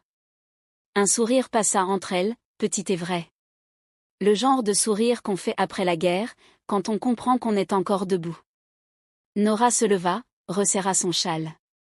Alors c'est réglé. Elles restèrent un moment à regarder la flamme danser, minuscule mais tenace. Dehors, le jour se levait lentement sur les champs détrempés. Et dans le silence, Abigail chuchota une dernière phrase, presque un serment. Si aimer est un acte de foi, alors je ne douterai plus. L'aube se leva sans couleur. Un gris de cendre, étalé sur Marrow Valley comme un drap encore tiède de la veille. Le ranch sentait la braise morte et la terre lavée. Le vent soulevait par moments des nappes de poussière fine, un voile sur les blessures du monde. Caleb sortit de la cabane en silence. Abigail dormait, paisible, le souffle lent, le corps tourné vers la fenêtre. La paix, parfois, a le poids d'une pierre chaude.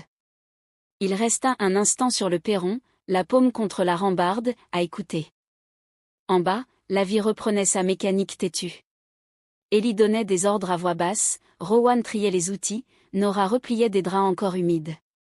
Même la fumée semblait respirer autrement. Puis le vent changea. Un bruit de sabots, lointain, fendit la vallée. 3 silhouettes surgirent du chemin, l'une plus droite, plus nerveuse, déjà armée. Le cheval de tête s'arrêta dans un nuage de poussière.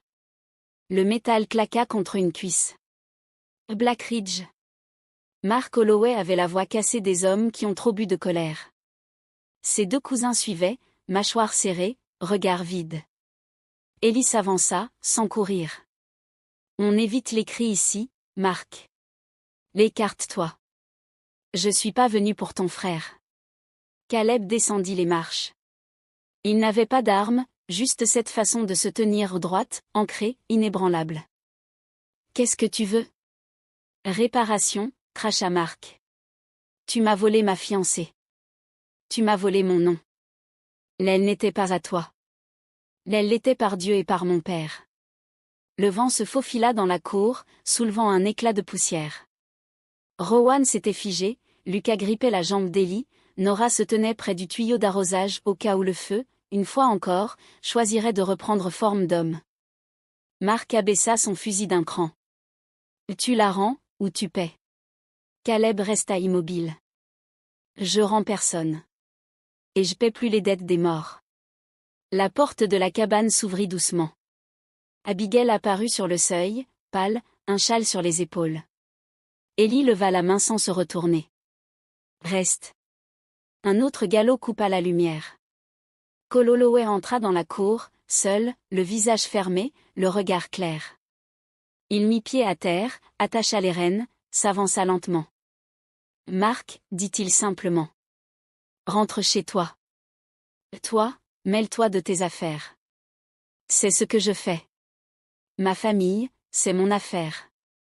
Et aujourd'hui, c'est moi qui parle pour elle. Mark eut un rire sec. Tu parles pour qui? Pour notre père, ou pour ta honte? Cole s'approcha, posa calmement la main sur le canon du fusil. Tu tires sur lui, Mark, tu tires sur moi. Un silence tomba, tranchant, presque sacré. On entendit loin une pelle heurter la paroi d'une remise, puis plus rien. Les 2 cousins échangèrent un regard. Le plus jeune recula d'un pas. Mark hésita, la gorge tendue. Son doigt blanchit sur la détente. Dégage. Non. Cole ne haussa pas la voix. On a mis assez d'hommes sous la terre pour des promesses qu'on n'a jamais faites. Il m'a pris ce qui m'appartenait. Rien ne t'appartient qui dit non, répondit Cole. Ni cette femme, ni la paix que tu crois acheter avec un tir. Le vent souleva les herbes rases, encore vertes entre les bandes brûlées de la veille. Caleb fit un pas. Je peux faire ça toute ma vie, dit Mark.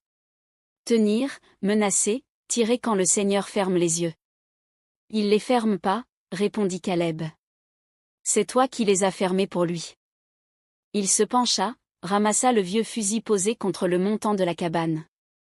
Il pesa le bois, sentit le poids familier, puis abaissa la culasse. Le métal cliqueta. Il posa l'arme au sol, entre lui et Mark. J'ai fini de parler la langue de mon père. Ellie inspira profondément. Rowan baissa les yeux. C'est ainsi que se brise un héritage, sans bruit, par un homme qui décide de ne plus mordre. Le visage de Mark se déforma, un pli d'enfant perdu, mélange de rage et de honte. Tu crois que t'es meilleur que nous? Non. Juste fatigué comme toi. Abigail sortit de l'ombre, droite, calme. Sa voix était claire, sans tremblement. Je ne suis pas ta punition, Marc. Ni ton pardon. Je suis quelqu'un, et ce quelqu'un a dit non. Un souffle. Un battement d'aile invisible. La haine recula d'un pas. Cole resta la main sur le canon, le regard fixe. La haine des pères s'arrête ici, dit-il. S'ils doivent nous maudire, qu'ils le fassent depuis leur tombe. Mais ce sera leur dernière prière. Le vent passa, soulevant un peu de cendre. Un oiseau tenta 3 notes, puis s'interrompit. Marc inspira, la bouche tremblante. Tu as trahi le nom de notre famille, cousin. On lui en fera un meilleur, dit Cole. Le fusil s'abaissa lentement. Cole le prit, tourna le canon vers la terre. Le geste était simple, définitif. Rentre, Marc. Dis à la maison qu'on fait plus ça. Ni ici, ni ailleurs. Le cousin le plus vieux risqua un mot. Et si on le refait? Cole leva les yeux, et ce regard la suffisait. Alors c'est moi qui viendrai. Et ce sera la dernière fois. Marc remonta en selle, tremblant de honte et de fatigue. Avant de partir, il jeta un regard vers la cabane. Abigail ne détourna pas les yeux. Vous êtes tous fous, lâcha-t-il. Peut-être, répondit Ellie. Mais vivants. Ils s'éloignèrent dans une poussière maigre qui retomba aussitôt. La cour se détendit. Les épaules s'abaissèrent, les respirations se libérèrent. Cole resta là, debout, les bras le long du corps. Caleb s'approcha. Pas de poignée de main, un simple hochement. T'as tenu bon. Toi aussi. Un temps. Je sais pas si on saura faire la paix, dit Caleb. Alors au moins, arrêtons la guerre. Ellie les rejoignit, Luc accroché à sa jambe. Si tu veux manger chaud, il y a de la soupe, dit-il à Cole. Une autre fois. J'ai à parler chez moi. Et à me taire, après. Avant de remonter à cheval, Cole regarda Caleb une dernière fois. Tiens-toi droit, Blackridge. C'est comme ça que ça commence. Les que ça tient, répondit Caleb. Le cheval s'éloigna, avalé par la lumière naissante. Le vent se leva doucement, fit vibrer les volets. Nora posa une bouilloire sur la flamme, Rowan expira, la gorge serrée. C'est drôle, dit-elle. On dirait que c'est enfin un jour nouveau. Ellie posa la main sur l'épaule de son frère. Viens. Il y a du bois à couper. Un jour comme les autres, ça se gagne. J'arrive. Il se tourna vers la cabane. Abigail l'attendait à mi-distance, droite dans la poussière. Il la rejoignit. Elle glissa sa main dans la sienne, simplement. Tu as baissé ton arme, dit-elle. Non, répondit-il. J'ai refusé de céder à la peur. Ils restèrent là, 2 silhouettes face au soleil qui franchissait enfin la crête. La lumière grimpa sur les planches, les visages, la peine. Et, pour la première fois depuis longtemps, la vallée garda le silence. Dans la cabane du nord, la porte battait doucement sous la brise. La lumière du feu dansait sur les murs, mêlant or et cuivre. Abigail, assise sur le lit, recousait une chemise déchirée. Ses gestes étaient lents, précis, presque méditatifs. Chaque point semblait refermer autre chose que du tissu. Caleb entra, les bras pleins de bois. Il déposa la pile près de l'âtre, s'essuya les mains sur son pantalon. Il resta un moment à la regarder. La flamme projetait sur sa peau des reflets d'ambre, et il pensa qu'il n'avait jamais rien vu d'aussi tranquille. « Tu travailles encore ? Ça m'occupe les doigts. Et le cœur ? » Elle sourit, sans lever les yeux. Le cœur, il apprend à respirer sans se défendre. Il en a mis du temps. Il t'attendait, répondit-elle. Il s'approcha, fit glisser une mèche de ses cheveux derrière son oreille. Tu sais, dit-il, j'ai longtemps cru que j'étais né pour réparer les choses. Dès maintenant ? Maintenant, j'ai juste envie de les garder entières. Elle leva enfin les yeux vers lui. Son regard avait la douceur des soirs où rien ne presse. Le feu crépitait doucement, éclairant la pièce d'une lumière dorée. Caleb s'assit au sol, devant l'âtre. Abigail le rejoignit, posa son dos contre sa poitrine. Le silence entre eux n'était plus vide, il battait doucement, comme un cœur partagé. Il posa le menton sur son épaule. « Tu te souviens, murmura-t-il, du bal d'été ? Lequel ? Celui où tu m'as embrassé derrière la grange. » Elle rit, un son discret, presque timide. « Tu tremblais. C'était la première fois que j'avais peur de bien faire. Et pourtant, tu t'en es pas trop mal sorti. » Leur rire s'éteignit dans un souffle. Il tourna légèrement la tête, effleura sa tempe d'un baiser. Elle posa sa main sur la sienne, paume contre paume. « On s'est cherché longtemps, dit-elle. Peut-être qu'il fallait le feu pour qu'on se voie enfin. Ou juste le courage de rester. » Ils se regardèrent, longtemps. Ni promesse, ni mot grand, juste cette évidence tranquille, ils étaient arrivés là où tout devait commencer. Il sortit de sa poche un petit morceau de cuir noué autour d'un fil de cuivre. « C'était la bride de mon cheval, dit-il. Dès maintenant ? Maintenant, c'est un anneau. » Elle sourit, surprise et émue à la fois. Il lui prit la main, passa le lien autour de son doigt. Le geste était simple, presque enfantin. Mais dans le silence de la cabane, il avait la force d'un serment. « On fait comment, pour durer ? Demanda-t-elle doucement. « On veille. Ensemble ?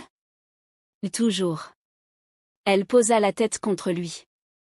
Le feu réchauffait leurs visages, la nuit les enveloppait lentement. Leur respiration s'accorda au rythme des flammes. Il murmura. « Tu crois que les étoiles nous entendent ? Non. Mais je crois qu'elles nous regardent, juste pour voir si on tient parole. » Il l'embrassa, lentement. Un baiser sans peur, sans promesse, sans fin. Un baiser qui disait, on se choisit, une fois pour toutes. Dehors, la nuit se referma sur le ranch. Le vent effleura la vallée comme une main bienveillante. Et dans la cabane du nord, deux ombres se confondirent dans la lumière du feu. Non pas pour se cacher du monde, mais pour s'y ancrer enfin, ensemble. Le dimanche pesait sur Marrow Valley comme un souvenir qu'on n'arrive pas à oublier. La cloche sonna trop tôt, trop fort, chassant 3 corneilles du clocher. L'air sentait la suie froide et la pluie, cette odeur lourde qui précède toujours les jugements. Dans l'église blanchie à la chaux, les bancs grinçaient sous le poids des fidèles. On parlait bas, on toussait pour rien. On était venu prier, et un peu pour voir. Sur la chaire, le pasteur Miller feuilletait sa Bible comme on aiguise un couteau. Son visage semblait plus vieux que la veille, taillé par la rancune et les nuits sans sommeil. « Frères et sœurs, dit-il, certains ici ont oublié le poids du péché. La vallée danse quand elle devrait se repentir. Les femmes s'insurgent quand elles devraient obéir. Et des hommes accueillent la honte sous leur toit. » Un frisson parcourut la nef. Les têtes se tournèrent vers la porte au moment où elle s'ouvrit. 2 silhouettes entrèrent. Caleb Blackridge, chapeau à la main, poussière aux bottes, et son frère Eli juste derrière lui. Ils avancèrent sans hâte, mais sans détour. Le murmure de la foule s'éteignit comme une flamme sous la pluie. « Pasteur, dit Caleb, je viens pour t'écouter, pas pour plaire. »« Tu n'as plus rien à faire ici, » répondit Miller. « Ta maison a brûlé parce qu'elle s'est éloignée de Dieu.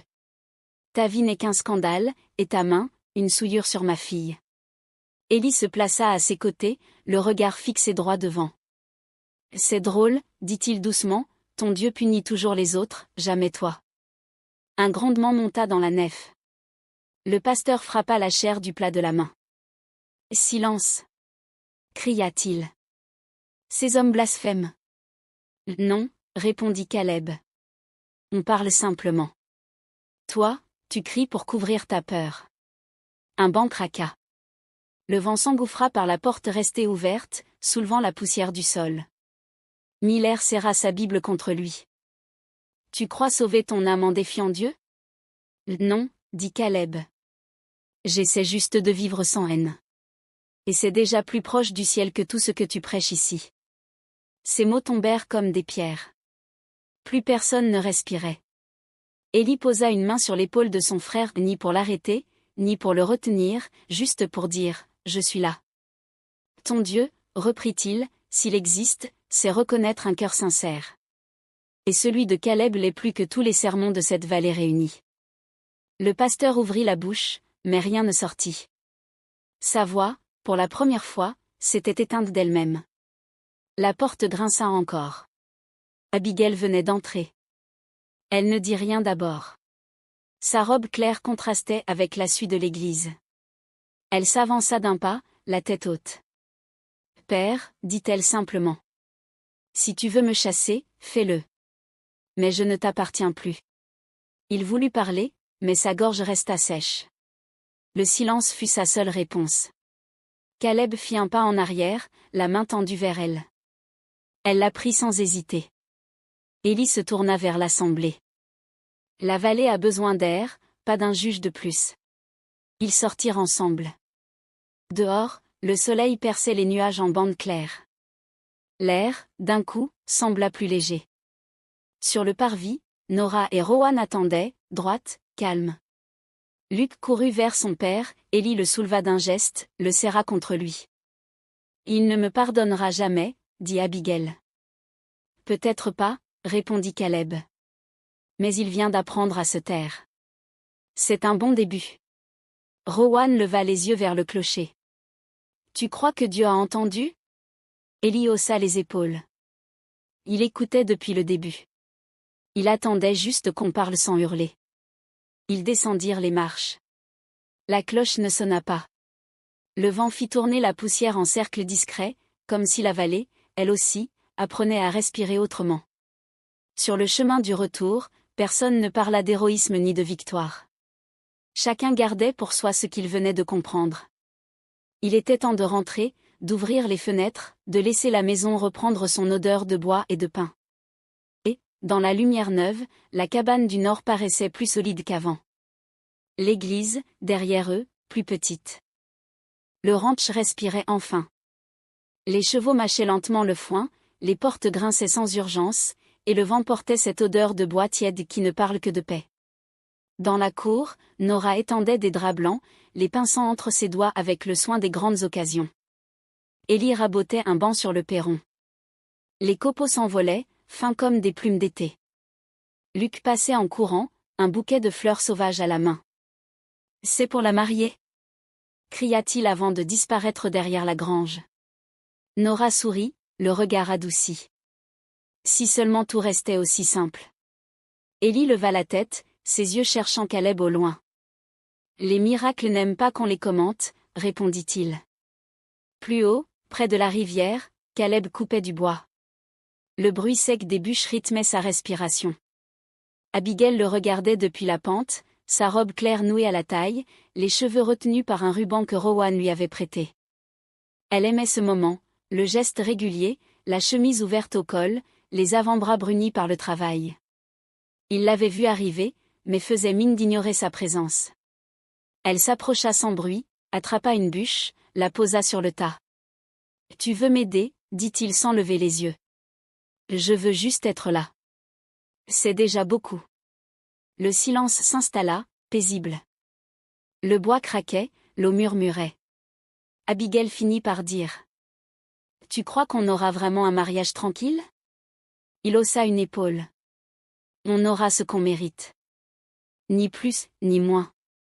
Et si ce qu'on mérite, c'est la paix ? Alors il faudra apprendre à ne pas avoir peur du calme. » Elle sourit doucement, le regard brillant. Il posa sa hache, s'essuya le front du revers de la main. « Tu veux voir quelque chose ?» Elle acquiesça.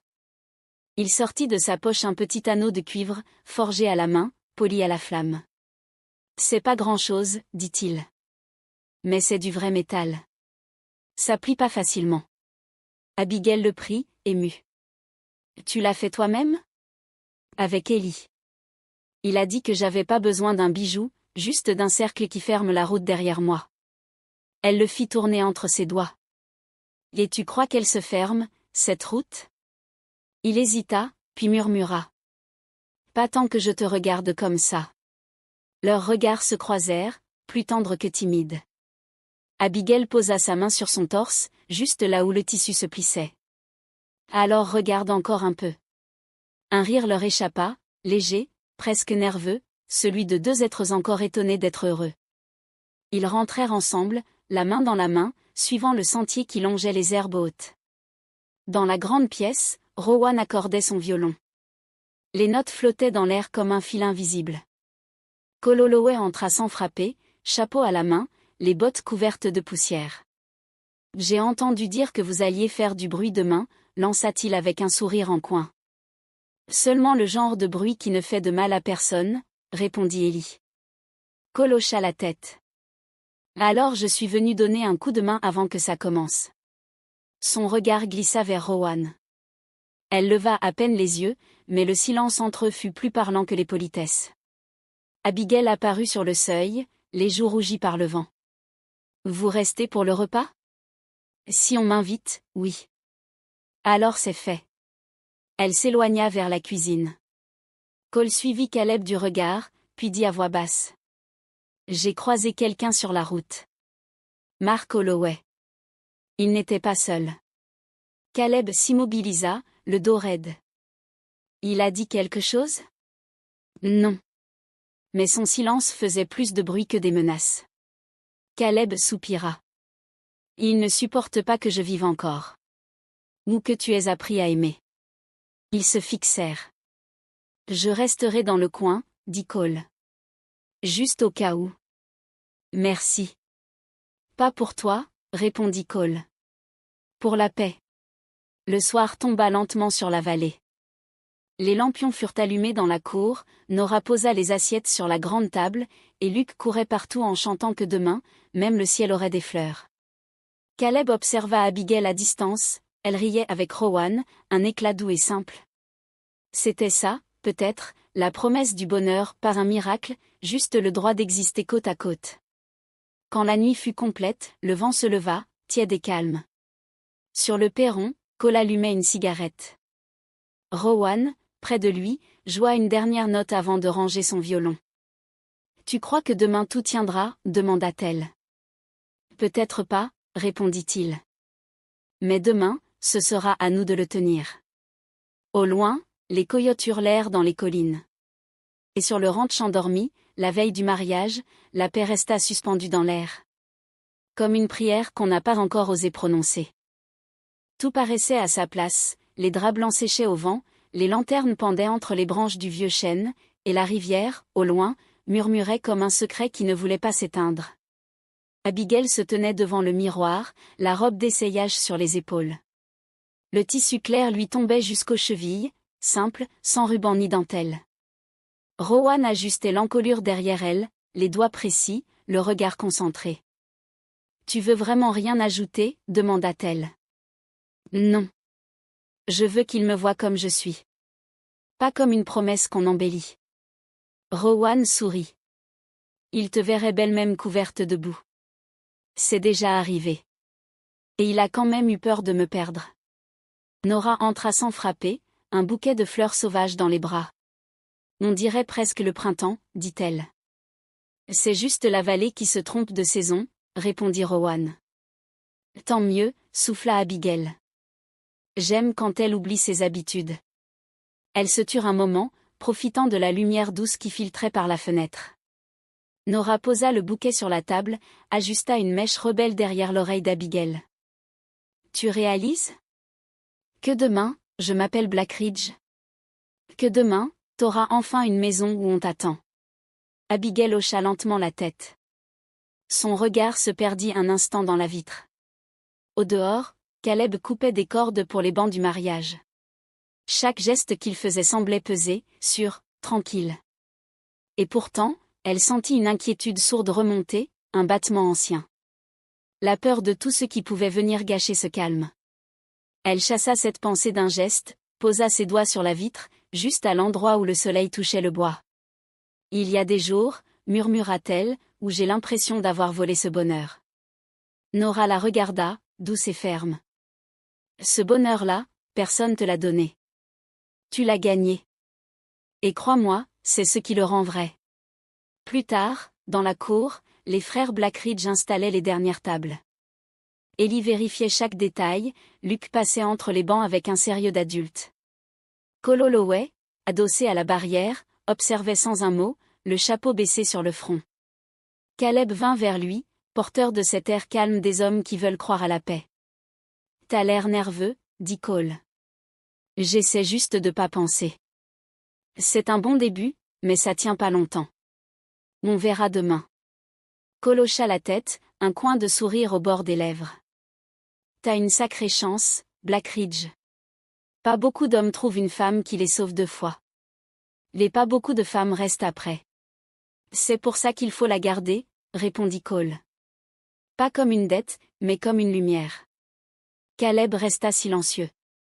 Son regard suivit Abigail, qui venait d'apparaître au bout du chemin, bras nus, robe simple, cheveux tressés. Un souffle lui échappa, presque un rire. T'as raison. C'est une lumière. Et j'ai passé trop d'années dans la poussière pour la laisser s'éteindre. La nuit tomba sans prévenir. Rowan accordait son violon sous le porche, Nora disposait les bougies dans des bocaux de verre. Ellie rentra le dernier, essuyant ses mains couvertes de sueur. Le feu crépitait dans la cheminée, et la maison respirait cette chaleur discrète des veilles de fête. Abigail sortit quelques minutes, attirée par l'air tiède. La lune se levait au-dessus des collines. Elle leva la main, comme pour mesurer la distance entre le ciel et son cœur. Caleb la rejoignit sans bruit, passa son bras autour de ses épaules. Tu grelottes? Non. J'écoute. Quoi? Ce silence. Il fait du bien. Mais je me demande s'il sait durer. Il sourit doucement. On verra demain. Elle tourna la tête vers lui, leur visage presque collés. Si demain tout s'écroule, tu promets qu'on recommence ailleurs? Promis. Mais je préfère parier que ça tiendra ici. Elle rit, un rire bref, tremblé. J'aimerais apprendre à y croire autant que toi. Alors reste près de moi. C'est contagieux. Elle posa son front contre sa poitrine. Leurs respirations se confondirent un instant. Le vent glissa entre les feuilles du chêne, comme un murmure discret. Abigail releva la tête. Tu crois que c'est vraiment fini, le passé? Non, dit-il. Mais demain, c'est lui qui sera obligé de nous regarder. Ils restèrent ainsi, enlacés, sous la lumière douce. Et quelque part, derrière les collines, une ombre bougea, sans bruit. Pas encore une menace. Juste le souvenir du monde d'avant. Le vent s'était levé au crépuscule, tiède et nerveux, charriant l'odeur des lampes à huile et des fleurs coupées.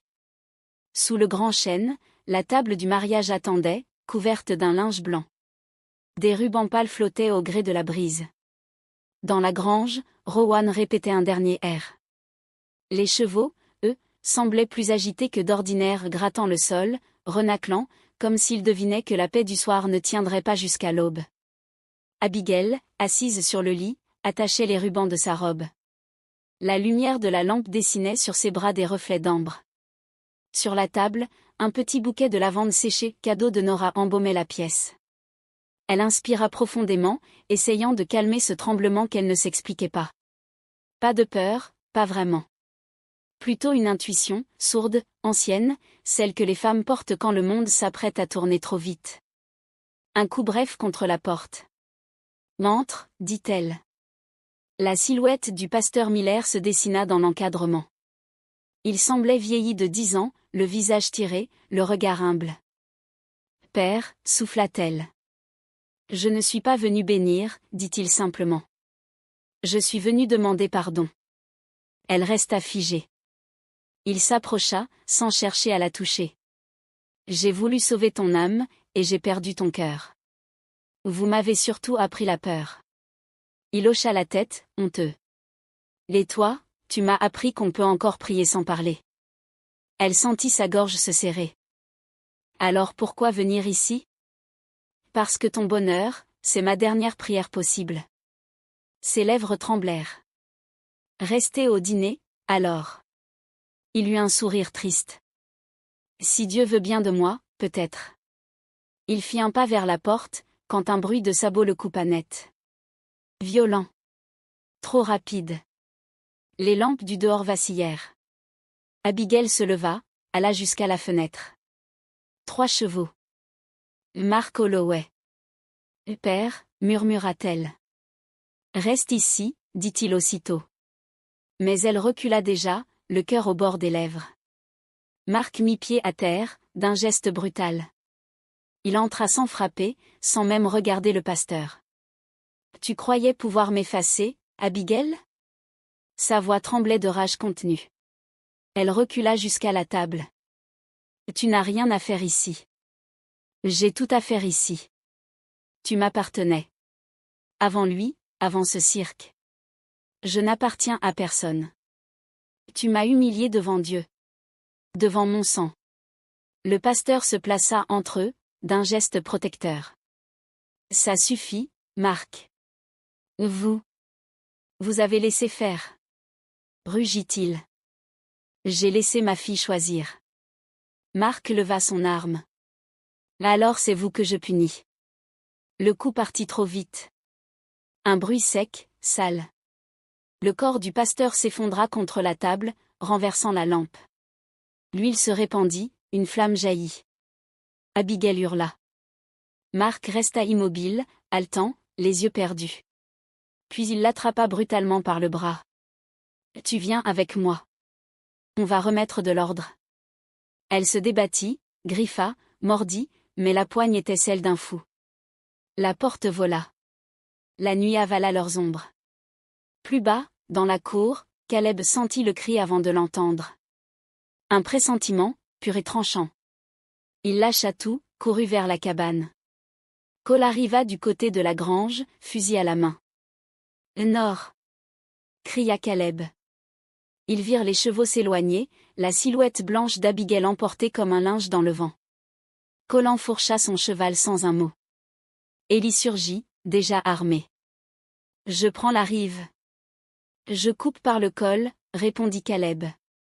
Ils partirent dans la nuit, les sabots martelant la terre humide. La lune, haute et froide, éclairait la fuite comme un témoin silencieux. Plus loin, Marc Holloway pressait sa monture, tenant toujours Abigail contre lui.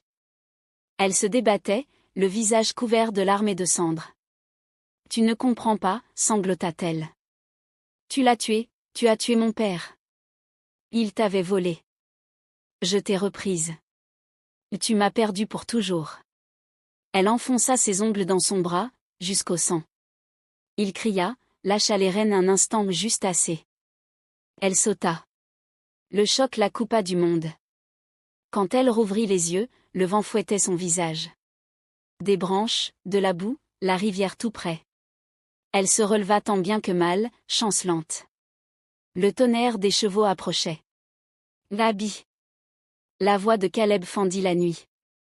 Elle répondit, faible. « Ici !» Marc tira. Le coup effleura Caleb, qui riposta aussitôt. Cole surgit sur la gauche, un éclair dans les mains. Le bruit des armes se mêla à celui du vent et de la rivière. Un cri, puis le silence. Marc tomba à genoux, le regard vide, l'arme glissant dans la boue. Cole s'avança, fusil baissé. « C'est fini. »« Rien n'est jamais fini, » murmura Marc. Et il s'effondra. Caleb retrouva Abigail au bord de l'eau. Elle tremblait, couverte de sang et de pluie, mais vivante. Il la prit dans ses bras, serra jusqu'à sentir son souffle contre sa peau. « C'est fini, » dit-il. Elle leva les yeux, perdue. « Non. Il a tué mon père. » Il ferma les siens. Alors on enterrera la colère avec lui. Plus rien ne brûlera ici. Elle posa son front contre le sien. « Promets-moi qu'on ne laissera plus la peur choisir pour nous. » Promis. La pluie redoubla. Cole, silencieux, regardait la vallée en contrebas. Rowan apparut à cheval, la robe trempée, les yeux pleins d'orage. « Vous êtes vivant ? » « Oui, » dit Caleb. « Alors c'est tout ce qui compte. » Elle échangea un long regard avec Cole, le genre de regard qui ouvre les histoires, pendant que d'autres se ferment. Le matin se leva sans oser, gris, silencieux, vidé de tout éclat. La pluie de la veille avait lavé la vallée, mais pas la peine. Dans la cour du ranch, la terre fumait encore de rosée, et les draps blancs du mariage pendaient, lourds, oubliés sous le vent. Sous le grand chêne, un cercueil attendait, simple, brut. Le pasteur Miller reposait là, dans ce qu'il avait toujours refusé de voir, la paix. Abigail, debout face à lui, tenait dans ses mains la Bible qu'il avait laissée derrière lui, les pages froissées, brûlées sur les bords. Elle ne pleurait pas. Ses larmes étaient tombées pendant la nuit, jusqu'à l'épuisement. À présent, il ne restait plus qu'un calme étrange, presque doux. Caleb se tenait derrière elle, chapeau contre le cœur. À quelques pas, Ellie, Nora et Rowan attendaient en silence. Cole, un peu à l'écart, gardait les chevaux. Personne ne pria. Il n'y avait plus besoin. Abigail posa la Bible sur le cercueil. « Vous vouliez sauver mon âme, dit-elle doucement. Vous avez fini par sauver la vôtre. » Elle ferma les yeux. Un souffle de vent souleva un coin du drap blanc. Le soleil, timide, perça entre les nuages. Et la vallée sembla respirer pour la première fois depuis des années. Caleb s'approcha, posa une main sur son épaule. « Tu veux que je dise quelque chose ? » « Non. On a assez parlé. Maintenant, il faut vivre. » Ils restèrent ainsi, côte à côte, pendant qu'Ellie et Cole recouvraient le cercueil de terre. Les coups de pelle avaient la lenteur des gestes nécessaires, ceux qui ne cherchent ni à punir, ni à réparer, mais à refermer proprement. L'après-midi, la lumière changea. Plus chaude. Plus vraie. Les préparatifs du mariage n'avaient pas cessé, juste changé de ton. On ne parlait plus de fête, mais de promesses. Rowan avait sorti son violon, Nora préparait du café noir. Ellie taillait une planche pour remplacer l'autel. Cole aidait sans un mot, les manches retroussées, le regard tranquille. Abigail sortit de la maison, vêtue d'une robe claire qu'elle avait elle-même rapiécée le matin même. Pas de voile. Pas de ruban. Juste un fil de lavande tressé dans ses cheveux. Caleb l'attendait sous le chêne, chemise blanche, veste sombre, les mains encore tachées de terre. Leurs regards se croisèrent et dans ce regard, tout se dit, la peur, la perte, le courage, l'amour qui a survécu à tout le reste. Rowan commença à jouer. Une mélodie simple, presque fragile, mais pleine d'air et de lumière. Abigail marcha lentement jusqu'à lui. Le vent souleva un pan de sa robe, les feuilles frémirent au-dessus d'eux. Ellie prit la parole, d'une voix calme. « Nous n'avons pas de prêtre, mais nous avons la parole. Et la parole suffit quand elle vient du cœur. » Caleb attrapa la main d'Abigail. Elle tremblait légèrement. « Tu veux vraiment de moi ?» murmura-t-il. « Je t'ai choisi quand tout brûlait. Ce n'est pas aujourd'hui que je recule. Et moi, dit-il, je te promets de ne plus jamais chercher la paix ailleurs que dans ton regard. » Un rire discret traversa l'assistance. Nora essuya une larme, Luc tapait des mains dans un coin. Ellie sourit. « Alors, par la terre qui vous porte et le feu qui vous a forgé, je vous déclare mari et femme. » Caleb posa ses lèvres sur celles d'Abigail. Un baiser sans triomphe, sans promesse d'éternité, juste la reconnaissance de deux âmes fatiguées qui ont choisi de recommencer. Le violon s'éleva, doux et grave à la fois. La vallée sembla s'ouvrir sous eux. Le soir venu, la cour s'illumina de lampes à huile.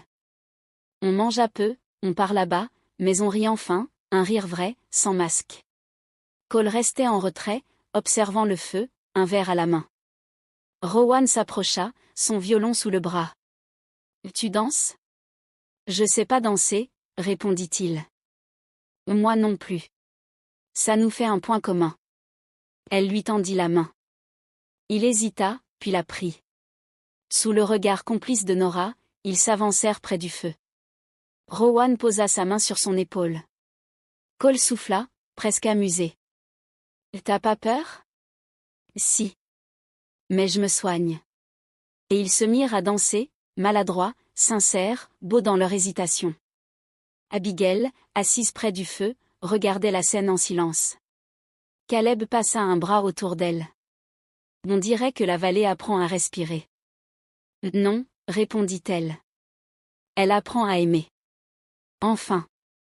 Le jour s'était levé sans bruit sur Marrow Valley, dans cette lumière douce qu'on ne trouve qu'après les tempêtes. Le vent portait encore l'odeur du bois mouillé, du café frais, et quelque part, celle des fleurs qu'on avait oubliées sur la table du mariage. La cabane du nord était ouverte. À l'intérieur, Caleb et Abigail rangeaient sans hâte les restes de la veille, quelques verres, des rubans défaits, une couverture qu'on n'avait pas eu le cœur de plier. Ils se parlaient peu. Leurs gestes suffisaient. Abigail remit une mèche derrière son oreille, Caleb posa la main sur sa taille, simplement, comme on touche la paix pour vérifier qu'elle existe vraiment. « Tu réalises » murmura-t-elle. « Quoi donc ? Qu'on est encore là. » Il sourit, un vrai sourire cette fois, sans ombre. C'est peut-être ça, le miracle. Survivre à tout ce qu'on croyait fini. Elle leva les yeux vers lui. Dès maintenant ? Maintenant, on vit. Et on veille sur ce qu'on a sauvé. Elle hocha la tête. Au dehors, on entendait les voix d'Élie et de Nora, déjà au travail. Luc riait quelque part derrière la grange, poursuivi par un chiot qui n'obéissait à personne. La vallée reprenait son souffle. Abigail sortit sur le perron, la robe claire flottant encore dans la brise du matin. Kololoé passait à cheval sur le chemin, le chapeau bas. Elle leva la main. Il ralentit, fit tourner sa monture, s'approcha. « Vous partez » demanda-t-elle. « Pas encore. Rowan m'a dit qu'il restait du café. » Elle sourit. « Restez, alors. On en a trop fait pour boire seul. » Il hocha la tête, descendit de cheval. Rowan sortit à son tour, un violon dans une main, 2 tasses dans l'autre. « Je savais que tu repasserais, » dit-elle sans le regarder. « Tu savais où t'espérais ?» Les deux, répondit-elle en riant. Elle lui tendit une tasse. Leurs doigts se frôlèrent. Juste ce qu'il fallait pour allumer une flamme neuve, patiente, qui n'avait plus besoin de tout brûler pour exister. Abigail observa la scène, un sourire au coin des lèvres. Caleb la rejoignit, bras autour des épaules. « Tu crois qu'ils vont s'en sortir, eux aussi ?